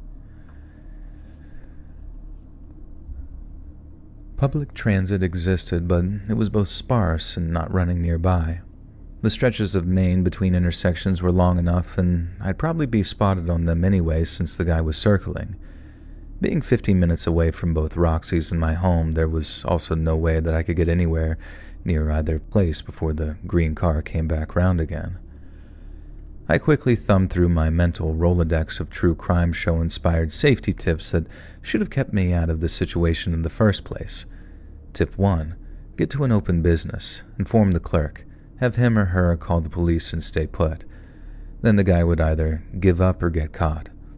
I was coming up on the convenience store on the opposite side of the street where I bought a pack of cigarettes earlier in the night, but as I got closer, the desolate blackness through the windows told me that it was closed. I looked around for something else, another bar, a gas station, anything, but the street was flanked by shuttered brick buildings and locked-up churches. And then came the headlights and green again. Again, the guy slowed down as he approached me, but his demeanor had shifted again. He put his palm out impatiently, as if he couldn't understand my lack of complicity. "Come on," the guy yelled through his now open window, his face an equal picture of aggression, intimidation, and frustration. I kept out of arm's reach on the sidewalk and once again ignored him, but this time I was properly shaken. He angrily punched the gas and was off on his familiar circuit back around to me. Now I knew that I was in trouble. The guy's behavior was escalating, and I was genuinely scared that his next move would be to grab me off the sidewalk and pull me into his car. And from there, God only knew what sort of depravity I was in for. I scrambled through my memory for another safety tip, and I remembered that making myself both impossible to ignore and obviously in distress could get me some much-needed attention from an outside party. I ran into the middle of Main Street and started frantically waving my hands and shouting at every car that was coming my way. The first drove by, the second car drove by, and the terror in me was palpable. I knew the stories of city dwellers like Kitty Genovese who were left to their horror. Holy Christ. Hey, come on. That's your only line in the whole thing.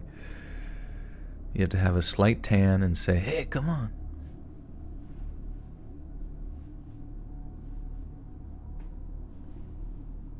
Yeah, he punched with his fist.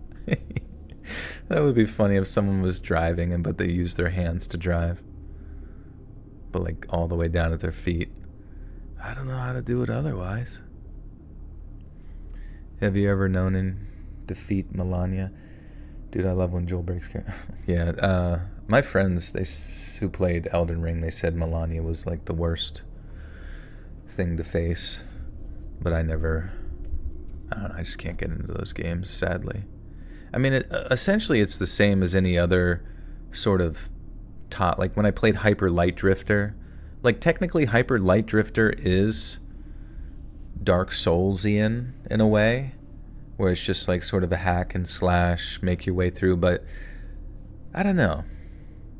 I don't really, I feel like they figured out a combat system that just, they've never really changed or advanced or made any more intuitive. It's still the same, just like dive and roll, get hit, dive and roll, get hit by a bullshit move, you know. It's just like, I like the art, I like the worlds, I like the storytelling, I like the music, character design, all that kind of stuff. I just fucking hate the combat, man.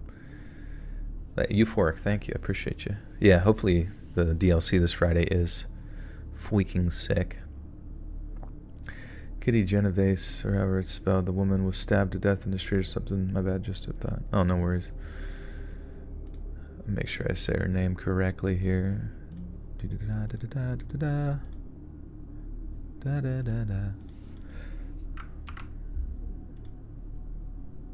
Was she Italian? Genovese. Okay, Kitty Genovese, alright. I knew the stories of the city dwellers like Kitty Genovese who were left to their horrible fates at the hands of monsters by jaded throngs of people who heard the attacks perpetrated on them and their cries for help, but did nothing out of both an assumption that someone else would step up and a reluctance to get involved. Would I be the next victim of the bystander effect, snatched away to an early end because of big city indifference? As I was beginning to lose hope, but still determined to keep trying while thinking of my next bold move, a van pulled over that had 4 black guys in it. As a white woman, I was relieved. I knew that statistically male predators overwhelmingly tended to prey on women of their same race. In a game of numbers, this van full of guys was exceptionally safer than that single stalker in a green car, and I opted to take the gamble.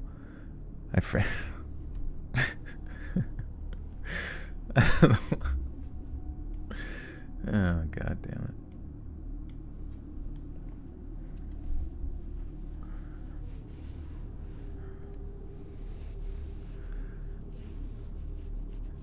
What do you like being called, Joel or Mr. Reed? I don't care. Joel's fine.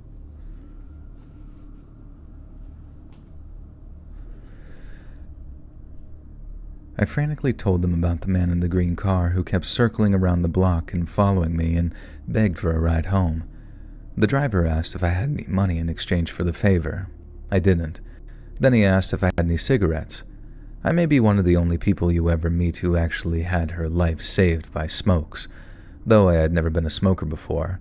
I briefly picked up the filthy habit because New York State bars still allowed smoking, and it was a weird part of Buffalo lesbian bar culture that I emulated to fit in, yet another way that I was, as are many, kind of an idiot in my early 20s. Yes, I answered urgently. I just bought a pack and you can have the whole thing if you get me home. Admittedly, I was initially a little miffed that the driver wanted something from me. Holy shit, dude. What is going on?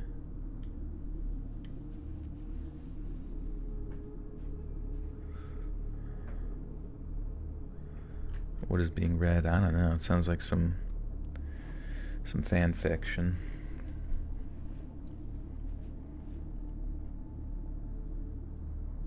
I was a bit muffed.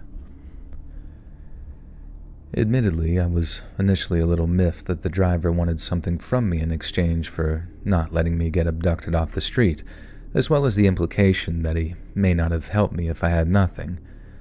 Still, I had the Marlboros, he had a vehicle, and the stars had hopefully aligned. Regardless of how it went down, I had help if he let me in and the details didn't matter. After a second or two of thought, which seemed like an eternity to me, the driver agreed, and one of the 2 dudes in the back opened the side door for me and got out so I could slide into the seat behind the driver. As the door to my safe carriage, full of impromptu nights, shut and I got buckled in, I looked out my window just in time to see the green car creeping past the van and proving to my saviors that I was telling a very disturbing true story. Until my dying day, I will never forget that man's eyes. Feeling safe surrounded by a closed van full of young, tough-looking rescuers, I looked that bastard dead in the eyes.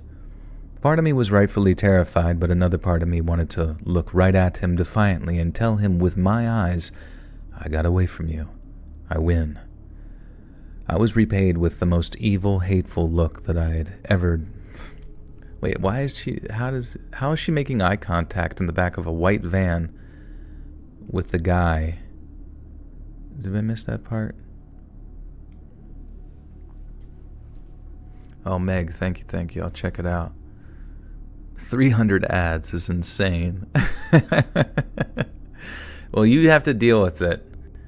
What's 2 hours of advertisements for my 3 hours and 24 minutes of absolute rompous good time? If you care about me as a YouTuber, you will watch all of those and click them. Just kidding.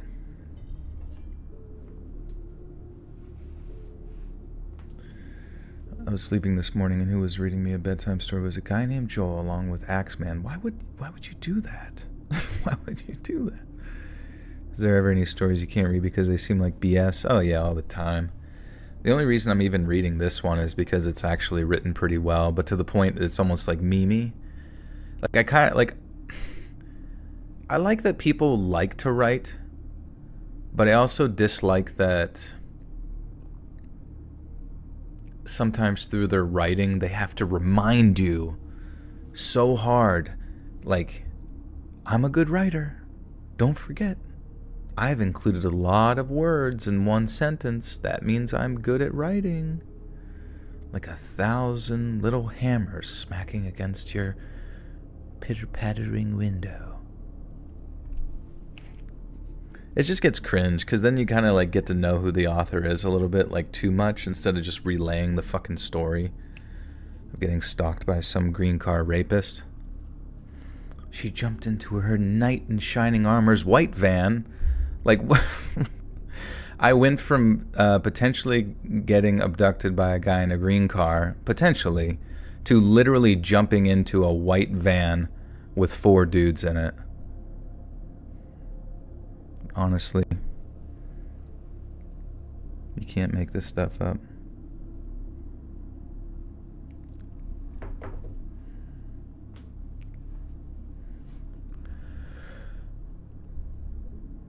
I was repaid with the most evil, hateful look that I've ever had directed at me, let alone seen. His eyes were black like a cat's eyes get when it sees a bug in the house and its hunting instincts cause its pupils to blow to allow more light in.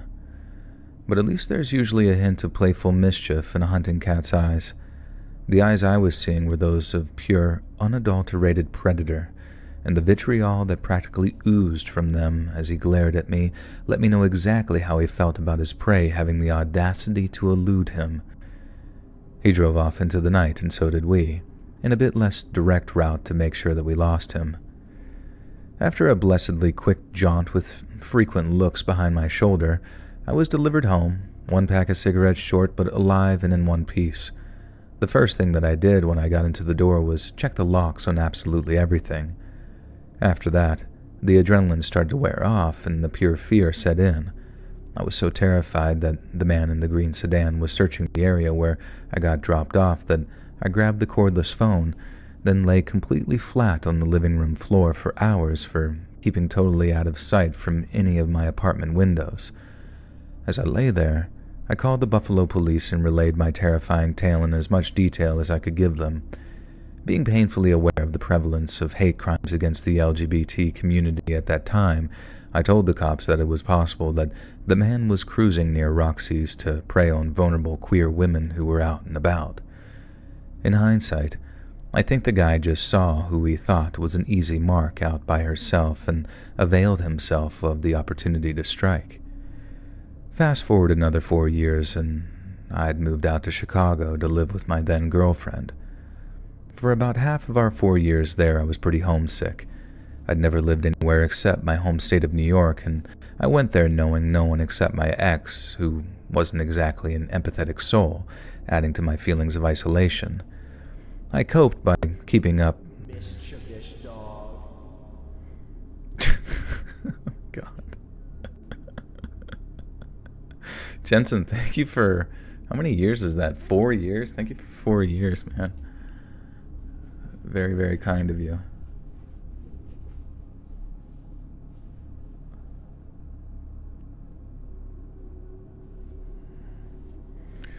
I coped by keeping up on an...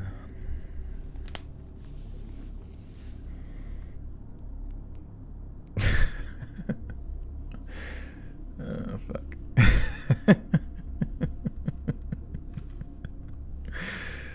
Oh my god. Oh, we're finally getting to the bike path rapist. Finally. The good stuff. I coped by keeping up on upstate New York news so I'd feel a little less far away. On a chilly mid-January morning in 2007, I was at our computer looking at... God damn it.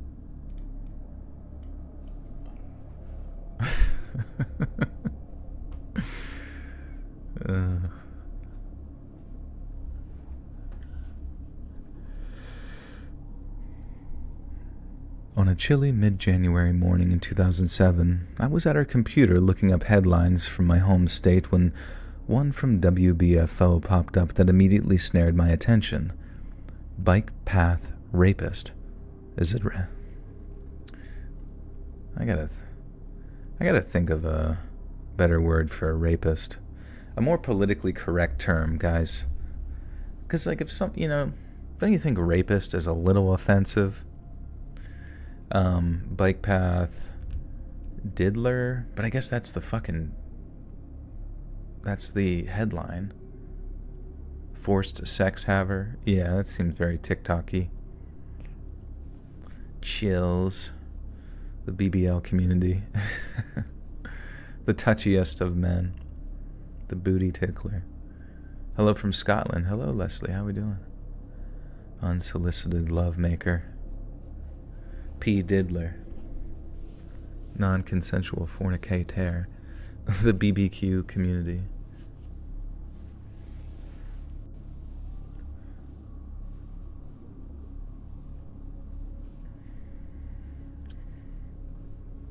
Rachel, thank you for 25 months. You love my laugh. I appreciate that. I've been told when I was in prison that it was cute.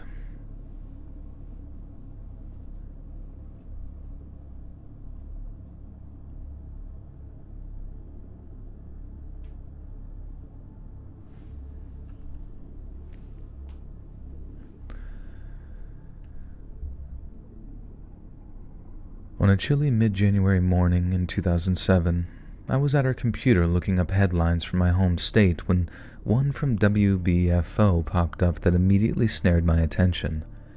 Bike path killer is arrested. By then, I knew the moniker well. The internet had since aged into a beautifully organized repository of sometimes knowledge, and despite the lack of transparency from my alma mater, I became familiar with the Buffalo area mystery man and his active status throughout my time in Buffalo. And now I had a name for the specter responsible for that bit of eeriness that was always in the back of my mind when I was a student. The bike path killer was revealed as Ultimo Sanchez. Stardust with the two says, I love you, you're one of my favorites. Thanks, my friend. Appreciate you. Thank you. Ultimio.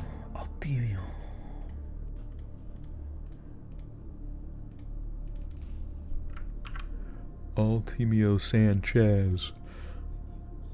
Ultimio Sanchez.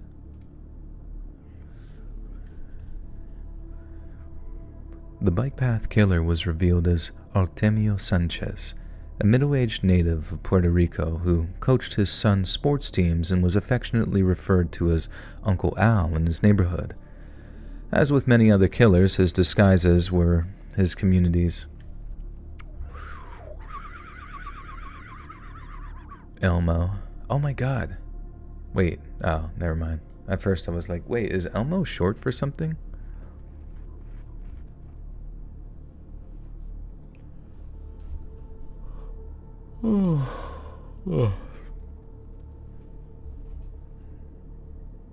Isn't there like an El Mico? As with many other killers, his disguises were his community and... okay. As with many other killers, his disguises were his community involvement and just being ordinary. The man was estimated to have been responsible for 9 to 15 assaults.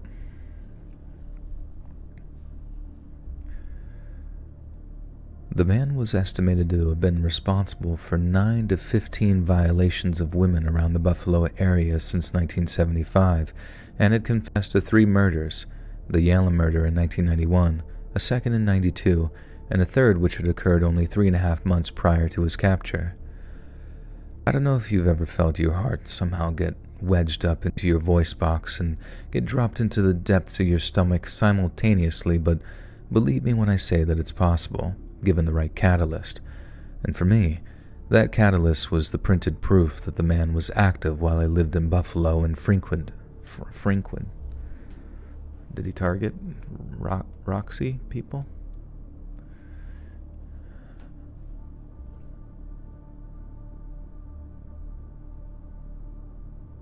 I say Buffalo area. Yupper. You want to try Mountain Dew Infinite Swirl? No, what's that shit about? Green, you live in Buffalo? Or do you happen to be named Altimio Sanchez by chance? For me, that catalyst was the printed proof that the man was active while I lived in Buffalo and frequented Roxy's. More so, I knew that serial killers rarely take breaks as lengthy as the one between his 1992 and 2006 killings. He had to have at least been attempting to sate his evil impulses for those 14 years. And that realization gave me a very, very bad feeling that I'd crossed paths with someone much more dangerous than I'd realized. The news articles had no picture of Sanchez, but the sickening feeling in me prodded me to find one. It was almost as if I knew what I would see before I even ever looked at him. A Yahoo searched his name, because that was still a respectful means of finding things on the internet in 2007, and I was horrified, though not surprised, to see those same black, soulless, predatory eyes that looked into 4 times. Holy fuck. Such a long fucking sentence.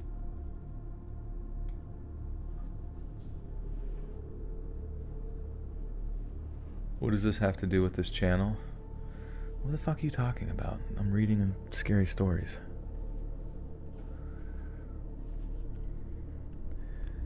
A Yahoo searched his name, because that was still a respectful means of finding things on the internet in 2007, and I was horrified, though not surprised, to see those same black, soulless, predatory eyes that I looked into 4 times on that summer night in Buffalo in 2003. The timeline fit. My profile as a victim fit if he did, in fact, mistake me for a downtown prostitute, and bearing all else, I knew those eyes. I had a potentially deadly close encounter with Altimio Sanchez, a.k.a. the bike path killer. Wait, oops. I potentially... Oh, I'm sorry, Z. You just seem so confused coming in the chat. It just, I don't know. Sometimes people come in, they bring like a negative energy out the gate, and it just feels weird. And then I get annoyed for some reason. But you're good. Apologies.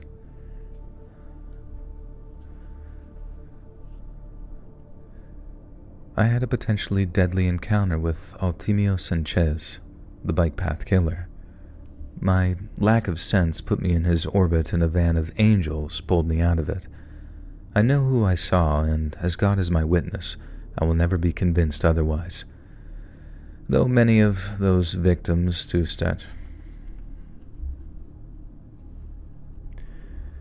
Though many of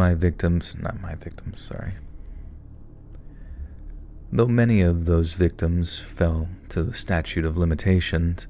Wait, what is this saying? Though many of the rapes fell victims... Oh, I see.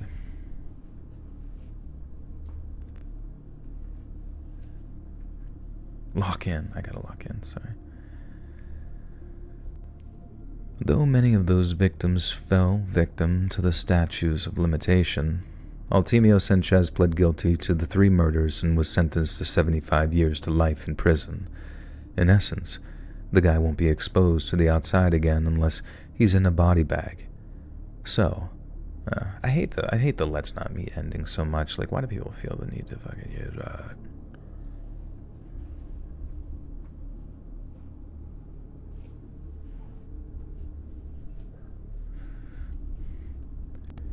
In essence, the guy won't be exposed to the outside again unless he's in a body bag. Statutes, not statues. I was gonna say... Oh, she wrote statutes. Sorry. Never mind. I fucked that up. The statues of the limitations. It's just like... These like frozen... Abraham Lincoln statues just like in your way. You can't report to the police.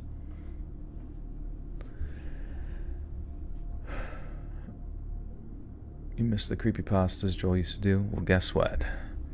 You're about to get a bunch of them on June 24th, which is this coming Monday. There will be a big 3-hour creepypasta compilation coming out with stuff from the bonus content, to promote the bonus content, but to kind of fill in while I'm away.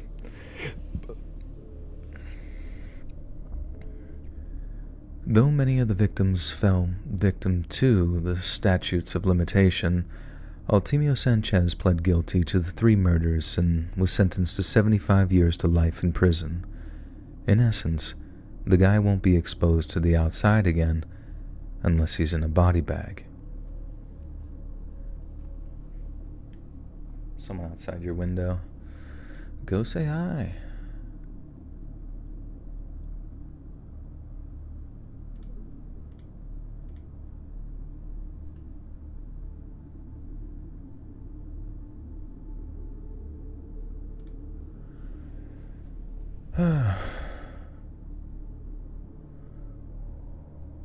Wait, when's this? Oh, what the fuck? That's random.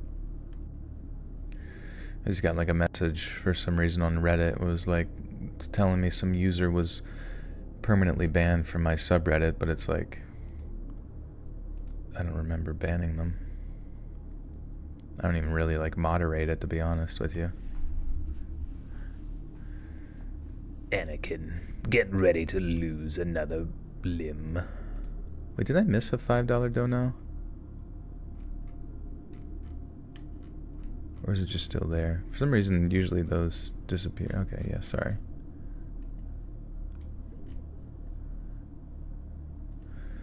Alright, we did it. Holy poopers, we did it. Google Docs, so I can read the outro. Now you guys gotta think of something funny for me to say before I go.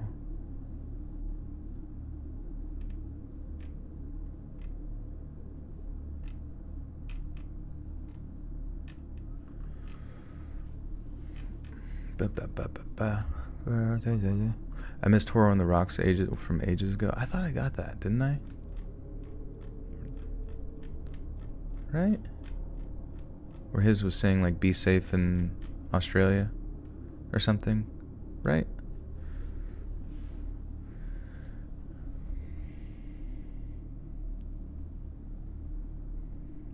Grass is always greener. This is true. The grass is much greener over there. We gotta get there. Hey friends, thanks for listening. Click that notification bell to be alerted of all future narrations.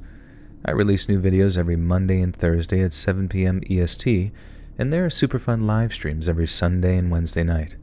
If you get a story, be sure to submit them to my subreddit, r/letsreadofficial, or over email, and you might even hear your story featured on the next video.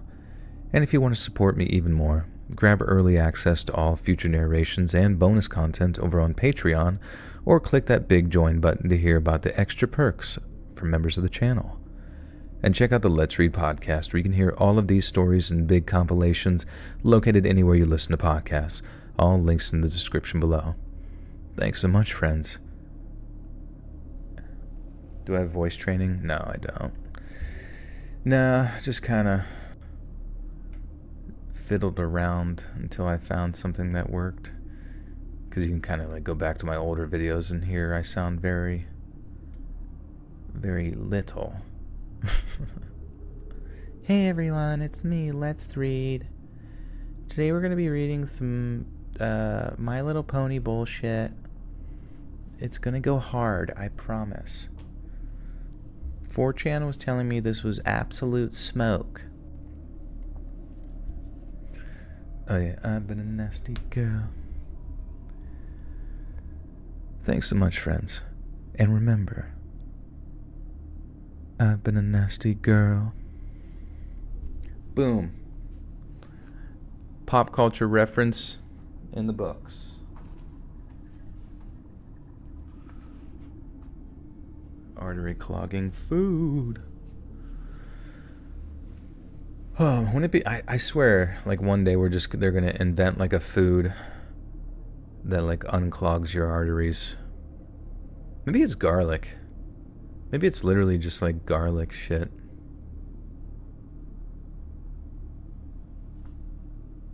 Survivor Girl, what up? Well, guys, thanks for chilling. That went much longer than I thought it would.